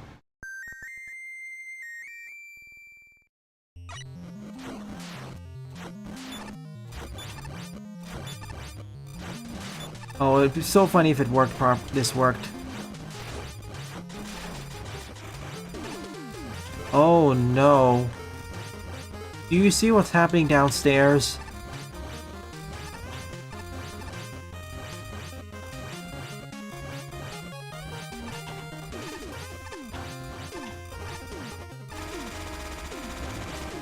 I forgot I had the wrong weapon switched.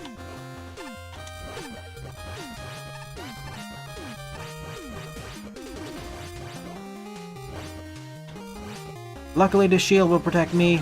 No, it actually won't. See. Well, that's because that's the only glove I have. That's why I use the GRU so much.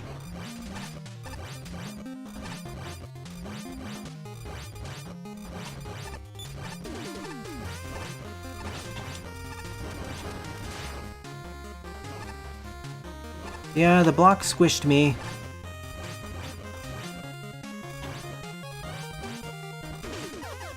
That's the one downside of having it. Oh no.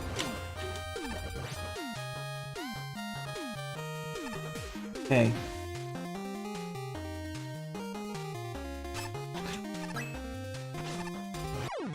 And I'm dead because, yeah. I didn't notice that there were supposed to be blocks up there.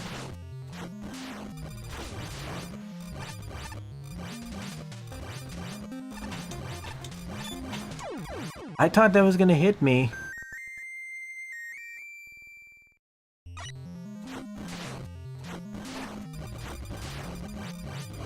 The way that I was aiming, that should have pierced through my shield.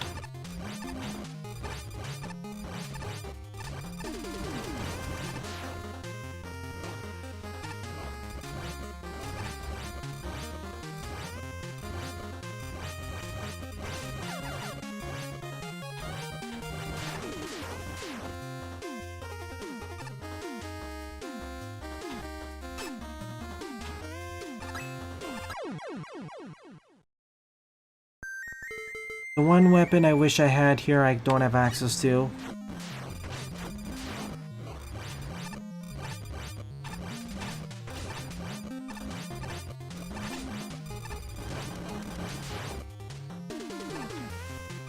Actually, the two weapons I want. Yeah, if that squishes me, that pushes me onto the platform and I'm dead. Chocolate isn't that good for defending. Well, if you're defending, you... well...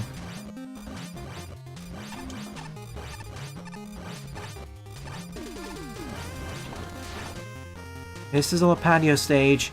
If I was good at it, I would have been done 10 minutes ago. This is more like Mega Marino's fare. You know, someone who's very skilled at Mega Man Maker.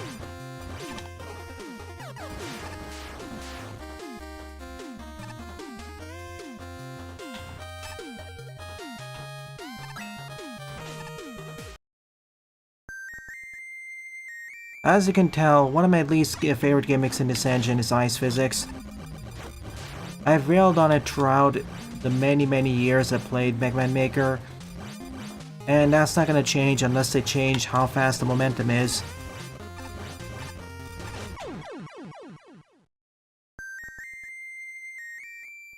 Well, it's been long enough, so I'll demonstrate why I don't like it. Alright. See, when I'm running, I let go, I have the momentum. That's fine. Move left, and you slide forwards.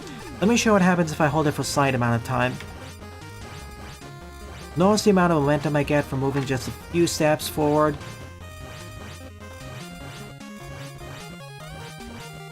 See? This is my main problem with dice physics in Maker. A small amount of movement can be converted into a large amount of momentum on ice. And that can really mess with multiple challenges.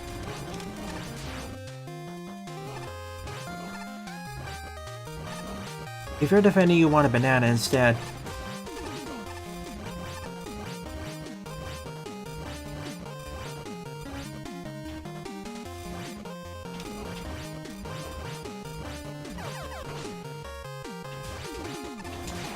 I guess it's part of the issue, or I guess it's part of the fact that in Mega Man you have infinite acceleration usually.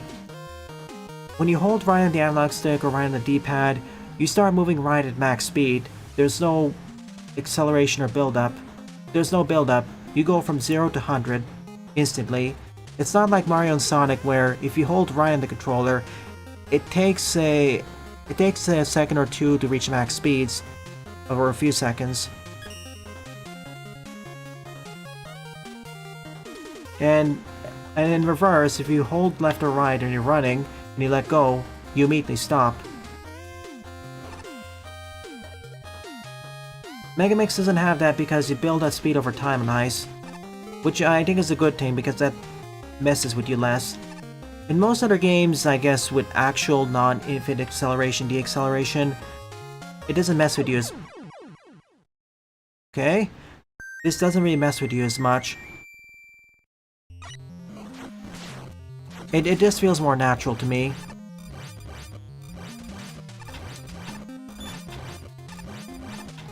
If I've been running for a while and I go immediately and I slide, I'm fine.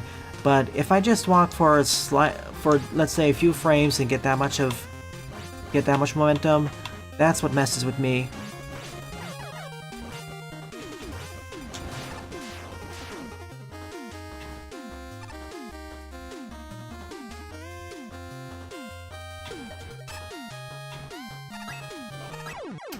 I don't like this. This jump is also a pain.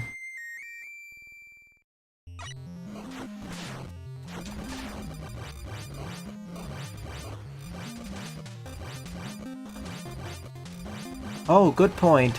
I don't like the ice in those games either.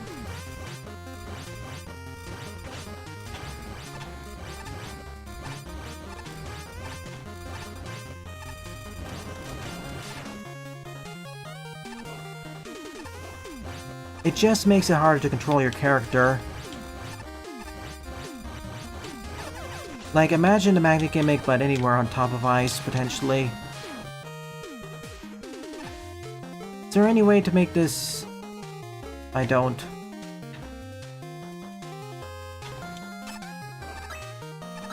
Okay. Oh my goodness, thank you for putting the checkpoint here. Boing. Boing. Gosh, this also... Sliding into one gaps is another. I'm afraid I can't use the Mega Ball or Star Crash. Lepadio took them from me. Otherwise, I would have used them instantaneously.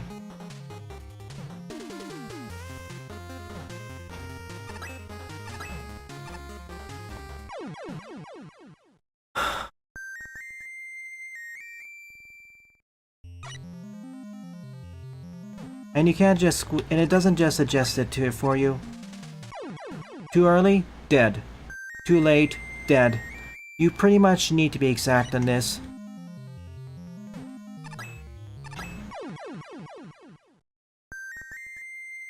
Yeah, I would remove this sort of challenge. It doesn't really add much to the stage.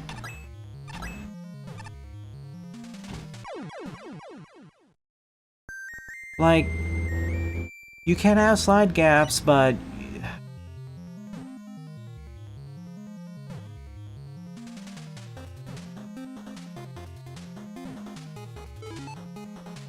You're not paying attention. I understand the thing about hitbox. This isn't so much... Well, this is partly hitboxes. With Mega Mix, what it does is that if you're close enough, it'll just push you in.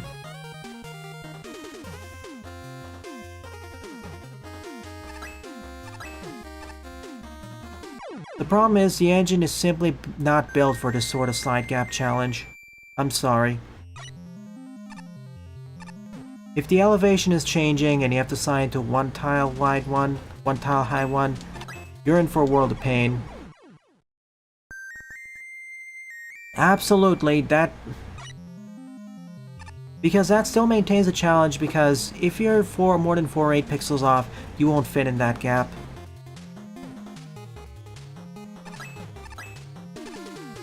Okay, we did it!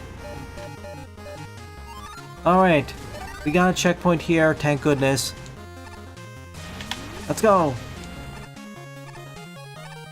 Uber time.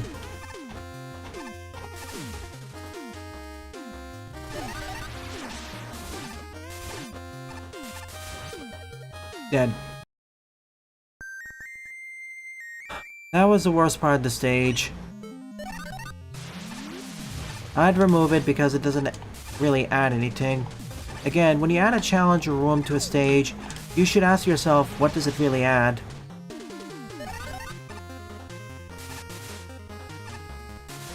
Hello? I don't think I'll make it.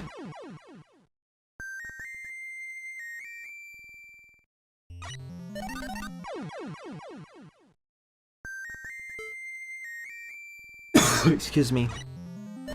And with every challenge we've seen throughout this level so far, the one tile slide gap doesn't really add anything. So I'd just take out that screen entirely and just go directly to this part of the stage. The tricky part of using this is that when I use it, I'm rooted to the ground unless I'm jumping.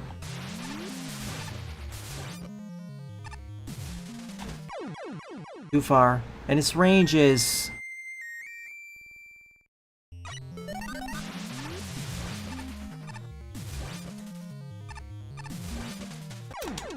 Jump.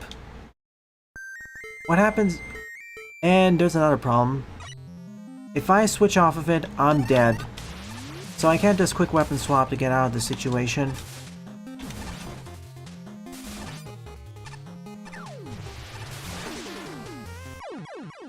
Out.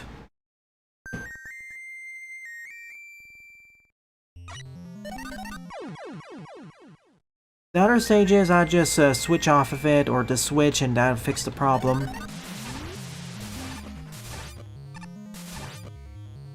So I guess I have to just do I guess I have to do jump stabs.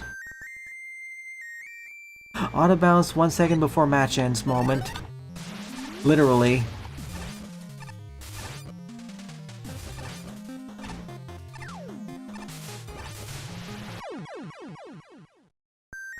Okay, you cannot afford to do any standing stabs at all here.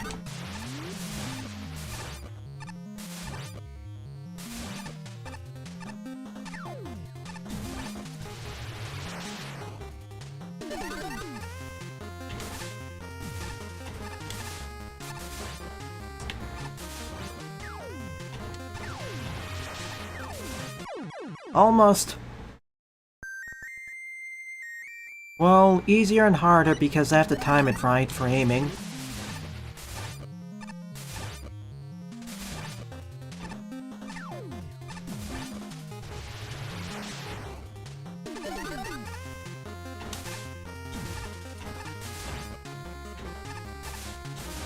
And that can happen.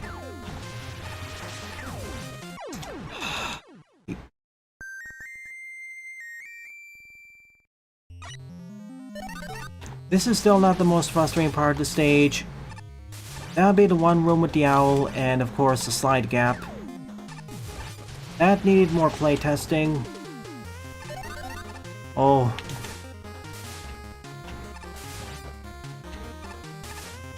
See, if I hit the ground when I'm too early, I can't make... That's the thing, if I do a jump stab and I hit the ground before it initiates, it doesn't complete. It's not like when I do a jump stab and I don't complete the jump stab in midair, when I land on the ground, it continues it. See? It interrupts it and gives me back to the default animation.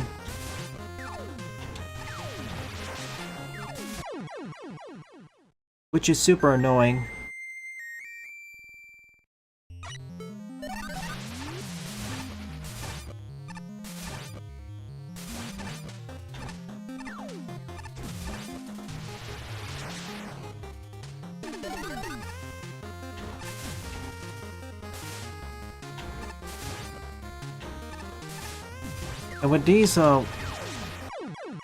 And with these tight corridors, I can't exactly jump stab.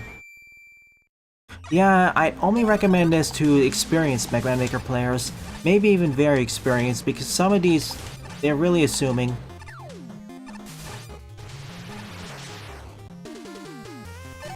That's what I mean by very experienced. You need to know the engine's quirks in order to succeed here. Otherwise, you are gonna die. And yeah. Very difficult is one way of saying it. Evil, also accurate.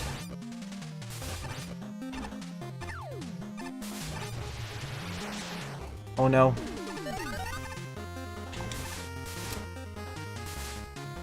I just wish that the Maker naturally transitioned you over to the standing stab.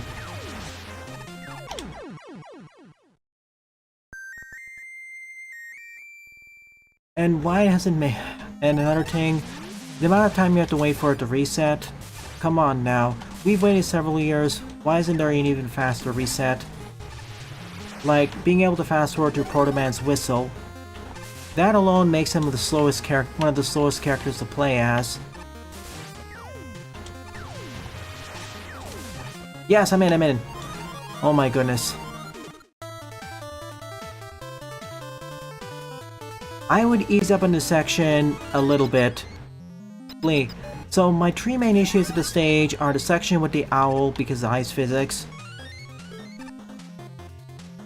this room, and the one slide gap. The rest of the stage is tricky, but it's doable. But those three just feel like they focus too much on engine quirks or are simply very frustrating.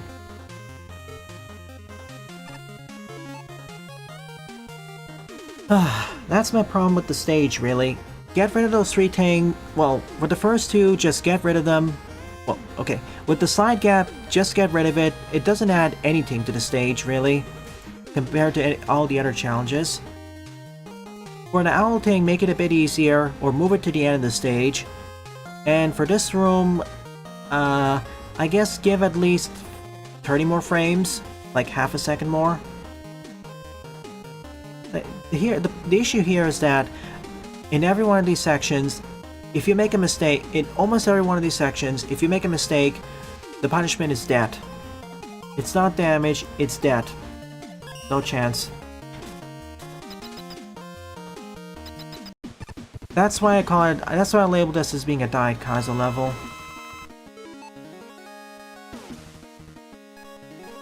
Anyways, we have to use special weapons.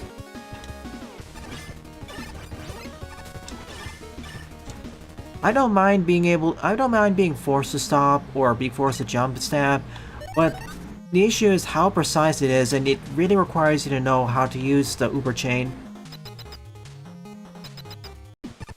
Well, we can count our blessings. It could have been a lot even more precise.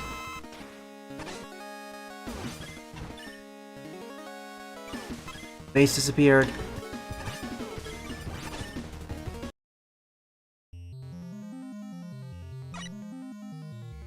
You know, another way to make that section easier, as Buster points out, replace the lava with acid. Like, sure, you still require precision to do it perfectly, but at the very least, the punishment for not being up to snuff is not instant death.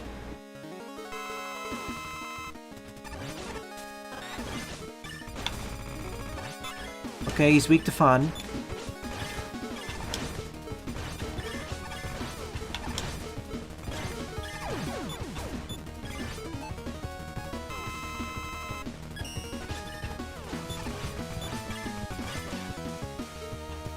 I'm guessing they're weak to fire? Not ice. Okay, it's this then. Yeah, of course.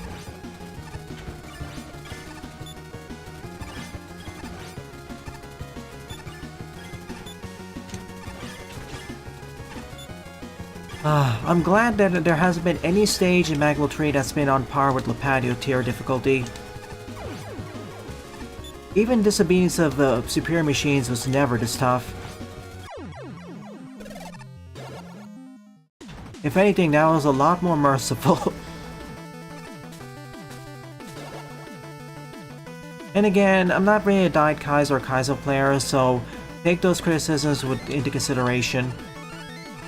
And I'm not the most skilled player.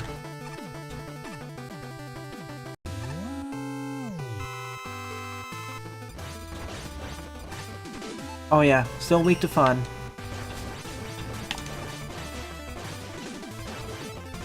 I keep all the other sections I outlined keep all the other sections I didn't talk about relatively the same. Just change those 3, please. It'll still be a very, very difficult level, but...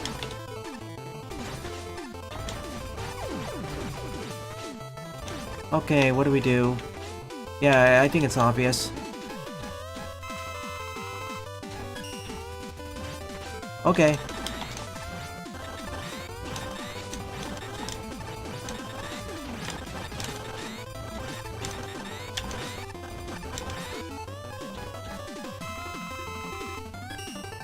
I don't care. I'm gonna damage boost this.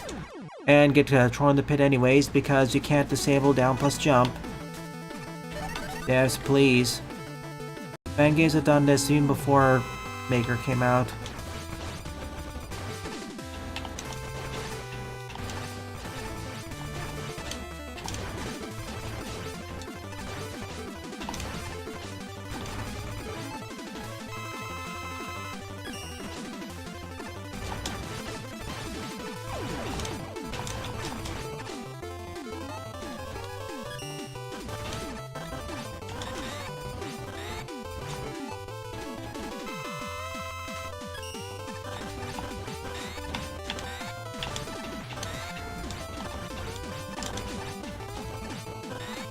Well, this is basically Spam City, isn't it?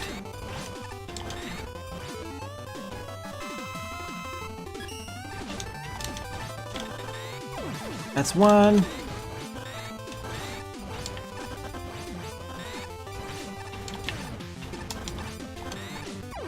I mean, you can do this damage list, but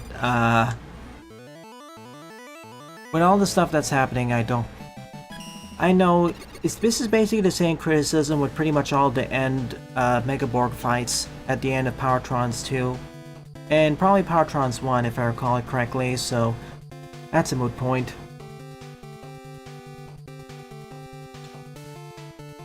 This screen has way too much going on, pretty much every Megaborg fight.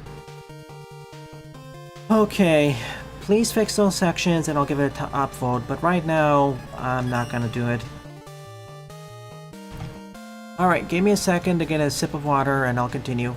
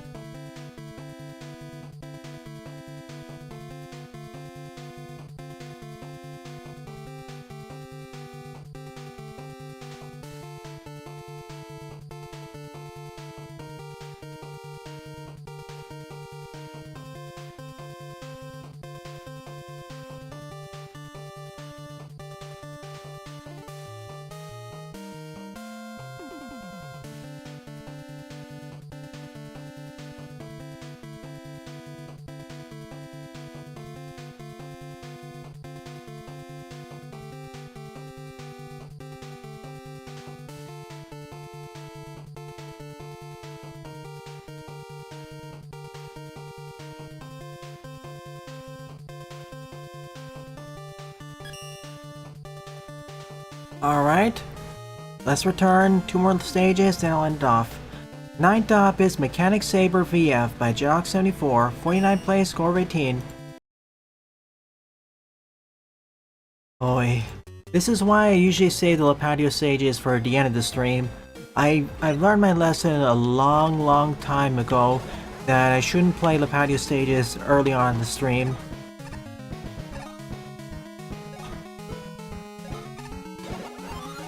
Flame Saber.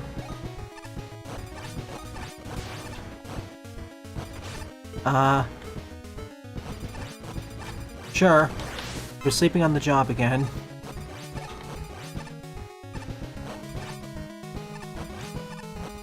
Really, for the next update, I want more gimmick.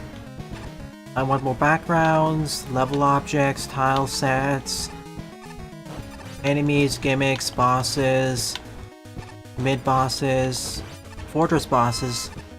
Really just in general more stuff. More stuff to interact with.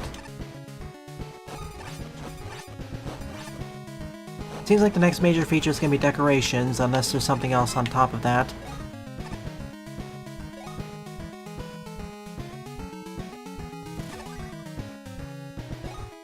Yeah. I'll be doing the rest of your level. I'll be doing a lot more of your level pack tonight as well. Evolutions, so. Yeah. And I know I have to return to one of the stages, I think. I forget which one, but I think it was the fire stage. Same.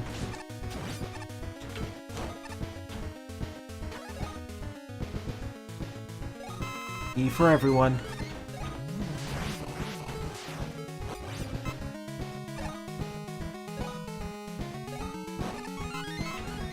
How nice of you.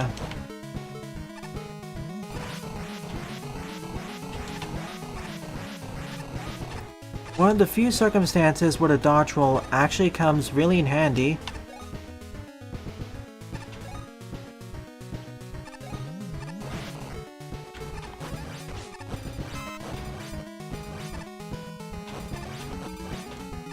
And when I say few, I mean very few.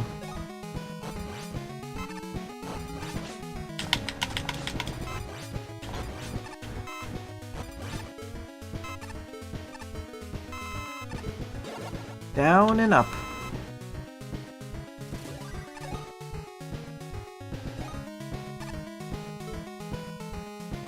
Yeah, I can see that, Buster.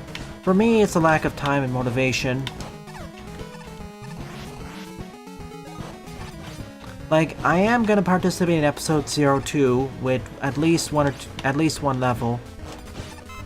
And I really should have participated in episode 0, so I'm not gonna miss it this time. And I already have an idea of what one of my stage is gonna be. I've revealed it to about a few people right now, but I won't say it here.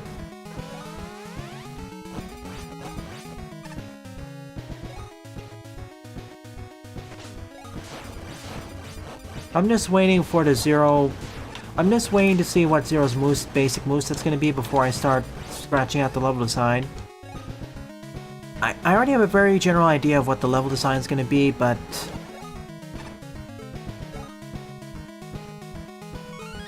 before I actually go further, I need to see. Like, I'm pretty sure we're gonna have the ground dash jump and air dash, but more DOS levels would be nice.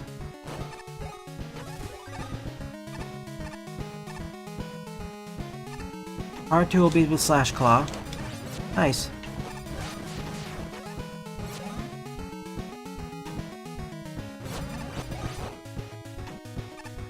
Like, it's not gonna be too complicated of a stage, but it'll be something.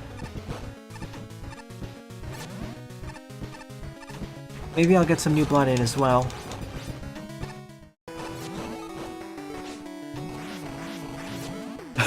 There was so much flexibility with Zero's moveset in Episode 0 that I didn't even take advantage of most of the stuff, namely the elemental chip combos. I usually stuck with the tried and true combination of Buster plus Saber, plus maybe the spread shot, usually using the flame or ice chip. But, and of course the electric ship when I wanted to go fast. But there were multiple combinations I should have used, which I didn't take advantage of. Like, especially the super moves.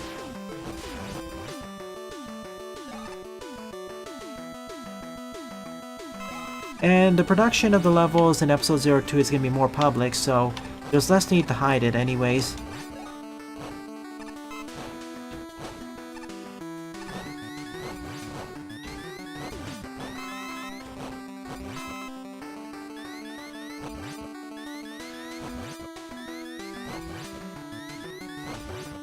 I was going to say for a moment, are all these dropping pickups?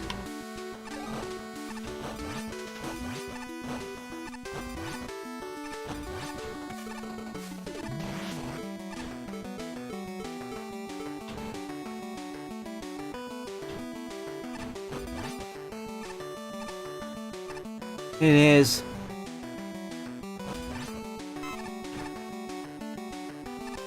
I'm not looking forward to fighting, I'm not looking forward to fighting the Phoenix again.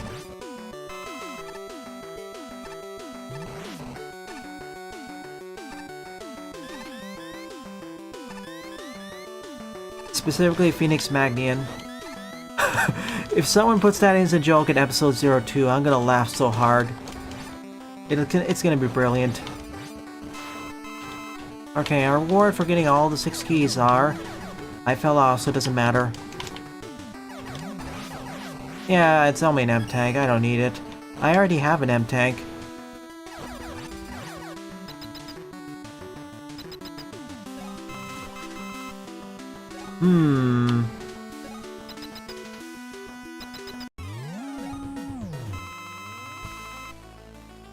Hardee's. Oh, shoot. Okay.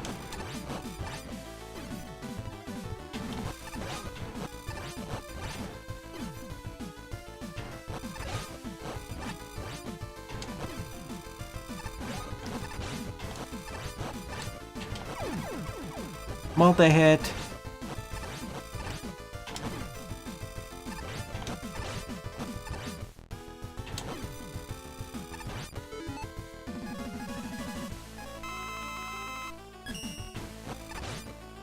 If I run out of Flame Sword energy, never mind.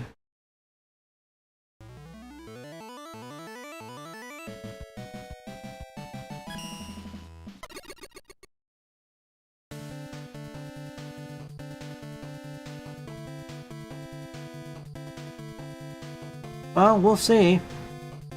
Regardless, I'm looking forward to it. I had a lot of... I found Phoenix Magnian one of the hardest bosses 02, namely to no damage. I did do it eventually, but...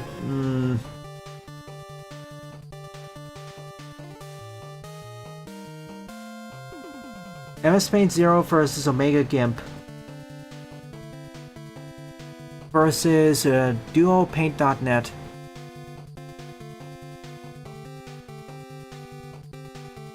To be fair, actually, when you get to Paint.net, it would be much higher quality anyways. You have the tools.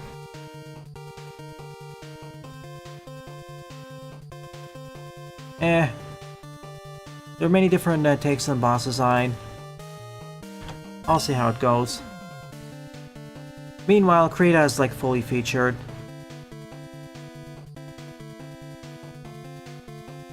Tenth up is, so the 10th and final level of the stream is Sunset Castle by Roger 2.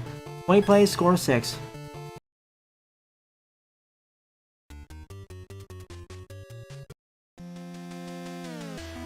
I already have an idea.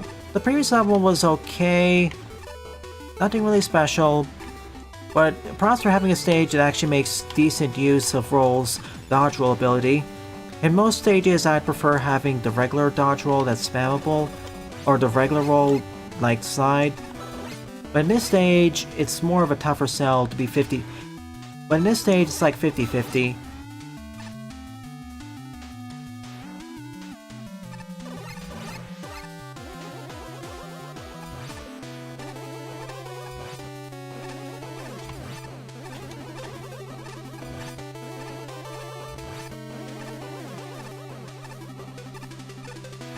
Ouch.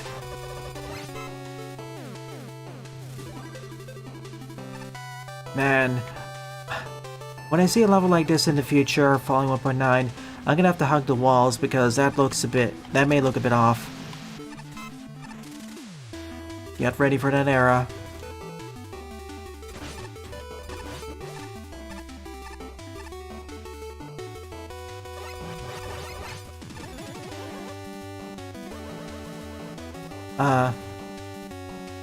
Mega Man? You okay? I was frozen in place, I couldn't even open the menu. Nope. That was really strange, I couldn't move, I couldn't open the menu. Only thing I could do was quick reset.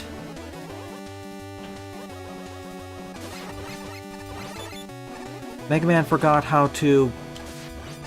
everything.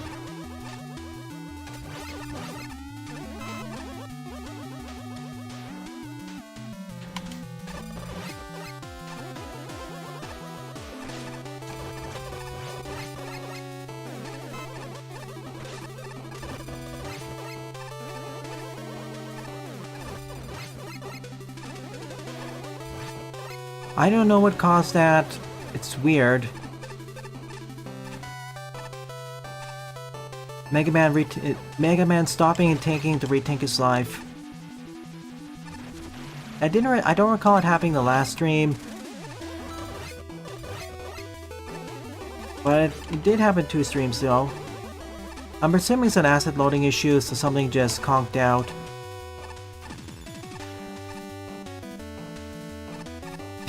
Mega Man pause to think about 1.9 troll levels.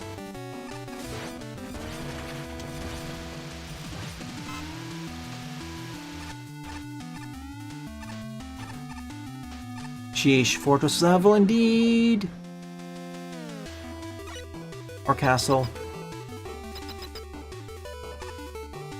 Wait until they do this so you get more damage.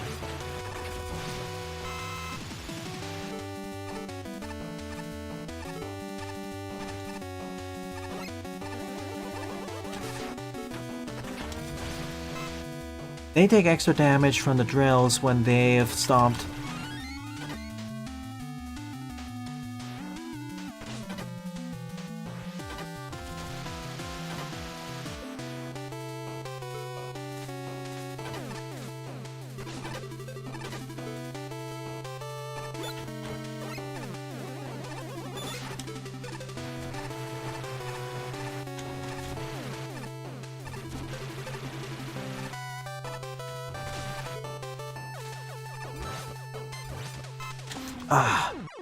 Welp, that killed me this time.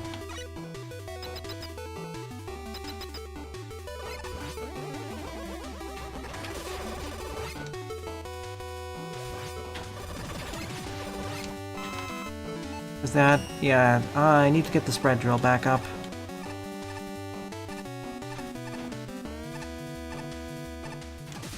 That was a little bit too risky. Yeah, would like to see windows as well. Or a decoration piece.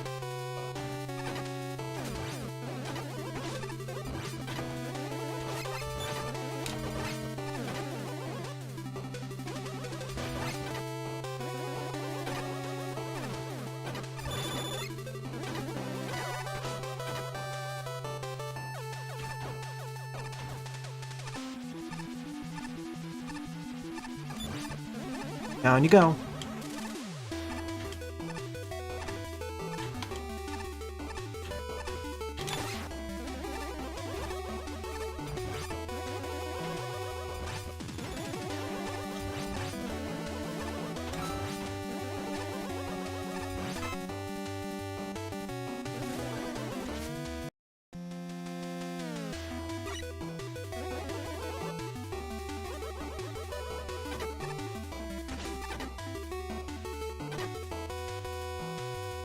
Nope, YouTube. We never had those. That's a new system. We had tile sets and stuff, but not quite decoration pieces.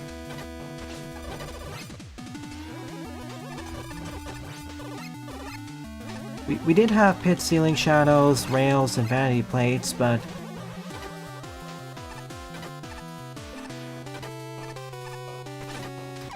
And okay. At least the checkpoint's here.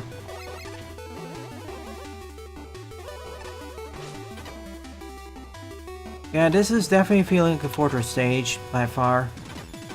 With the way it's structured with the techions and enemy placements. I don't want your spiky tires. I've already run into enough things. Yeep!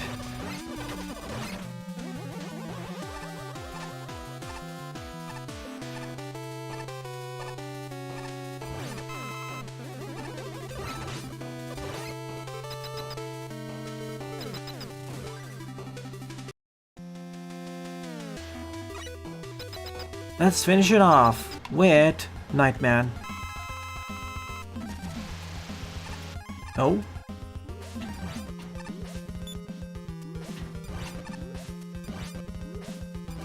Not actually his weakness, but it works very well.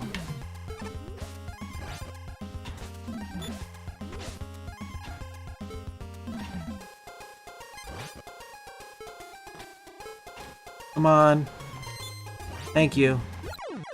Enjoy your bat. Ooh. Okay. Trickier stage, but we've seen a lot trickier stuff here. Much trickier. Thank you for saying it, Rajolt. Did a decent Fortress Castle level. So overall, of the 10 Virus mid-levels I've covered in today's morning stream, my 2 favorite levels would be Ice Pick Sprint by Wawa Wood, as well as Kindred Spirits 2 Electric Boogaloo by It Just Seb, which was actually a collab stage. Good job, you2, and thank you to everyone else who submitted your levels to me. It is really appreciated.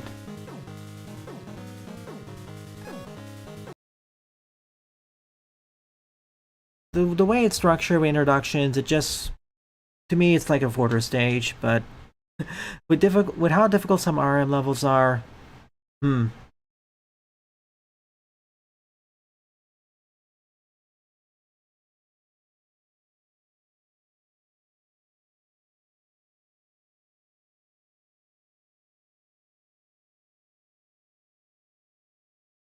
Let me check.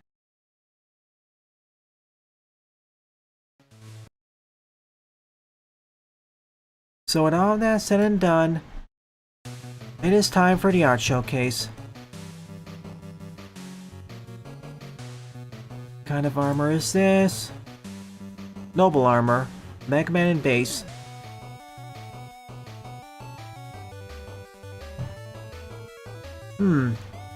I can see Magic Man, Tengu Man, at least 2 other masters in there too.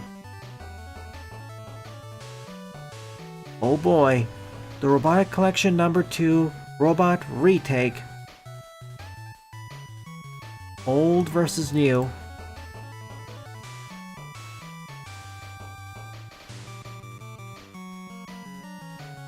I think these 3 got combined into one. Okay, top ones are definitely recognizable as Mega Man RMs. And a new style,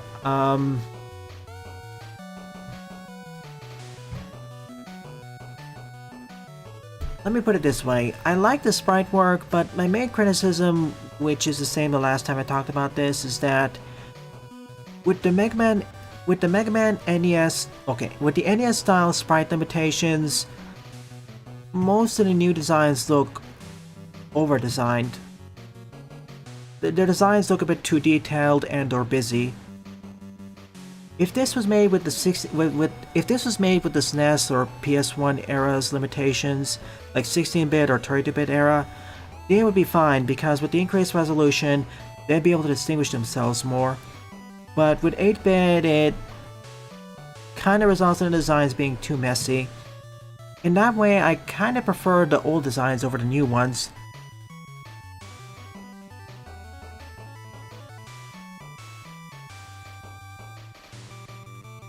Nice. Like, oh sure, the old designs are kind of simplistic, but they're a lot more readable, and they better fit the Mega Man sprite limitations. But for a lot of them, yeah, they could have a bit more detail added to them. Like, I want to see an in-between between the old and new designs for the characters.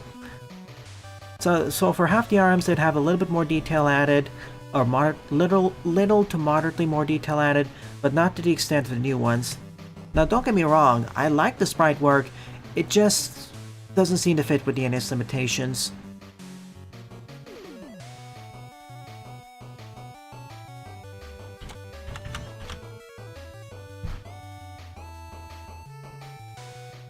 That being said, some of the new designs I'm fine with, like the one with the candle and the two characters on the right of her. Even the Knight character, I like their new design a lot more than their old one. I'm fine with this one because it doesn't look too over-designed, but it may require some color simplification. I know making 16-bit sprite work is more difficult, but I feel like with your talent and skill, it better fit what you're trying to do with your designs without oversimplifying them. So let's see. Yogurt, Patch, Ray, Candle, Antizo, Katana, Kaze, Hippotis, Cake Pow, Loga, and Bait. And last but not least, Vapor Man.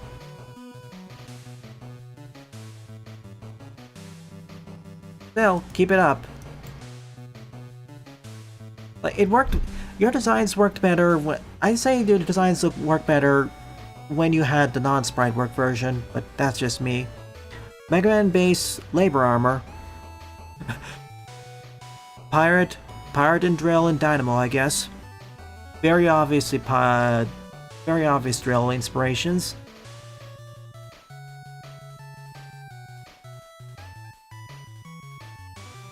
He's wacky and loves to blow stuff up for fun. Boom boom.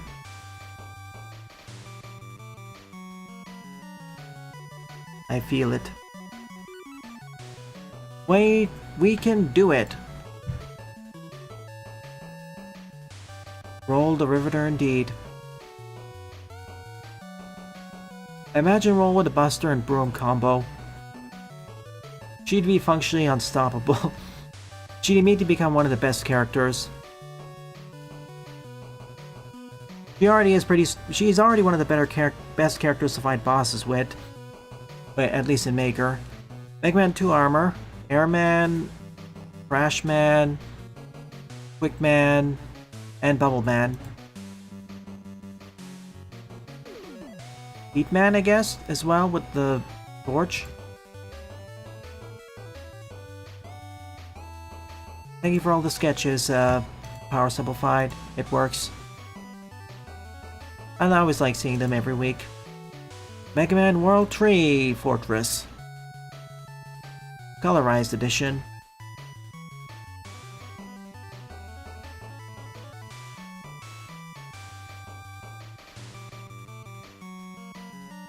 From Toho, Pomni Marks and Clown Piece. Fortress, Marine Base. Ah, Trio.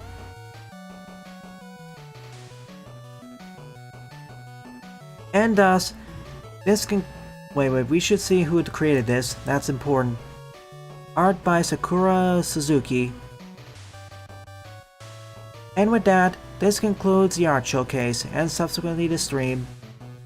Thank you very much to those who either submitted their levels, submitted their art, or simply participated in chat. It's due to your continued support why I continue to produce new content for the channel. It is really appreciated. So, if you're enjoying this or any other piece of content on the channel, please rate, comment, favorite, and or subscribe, as they all help it out. Don't forget to follow me on X, Mastodon, co-host, and Blue Sky as well, and join my Discord server, as I regularly post updates there. Thank you very much for watching, and I hope to see you all in the future.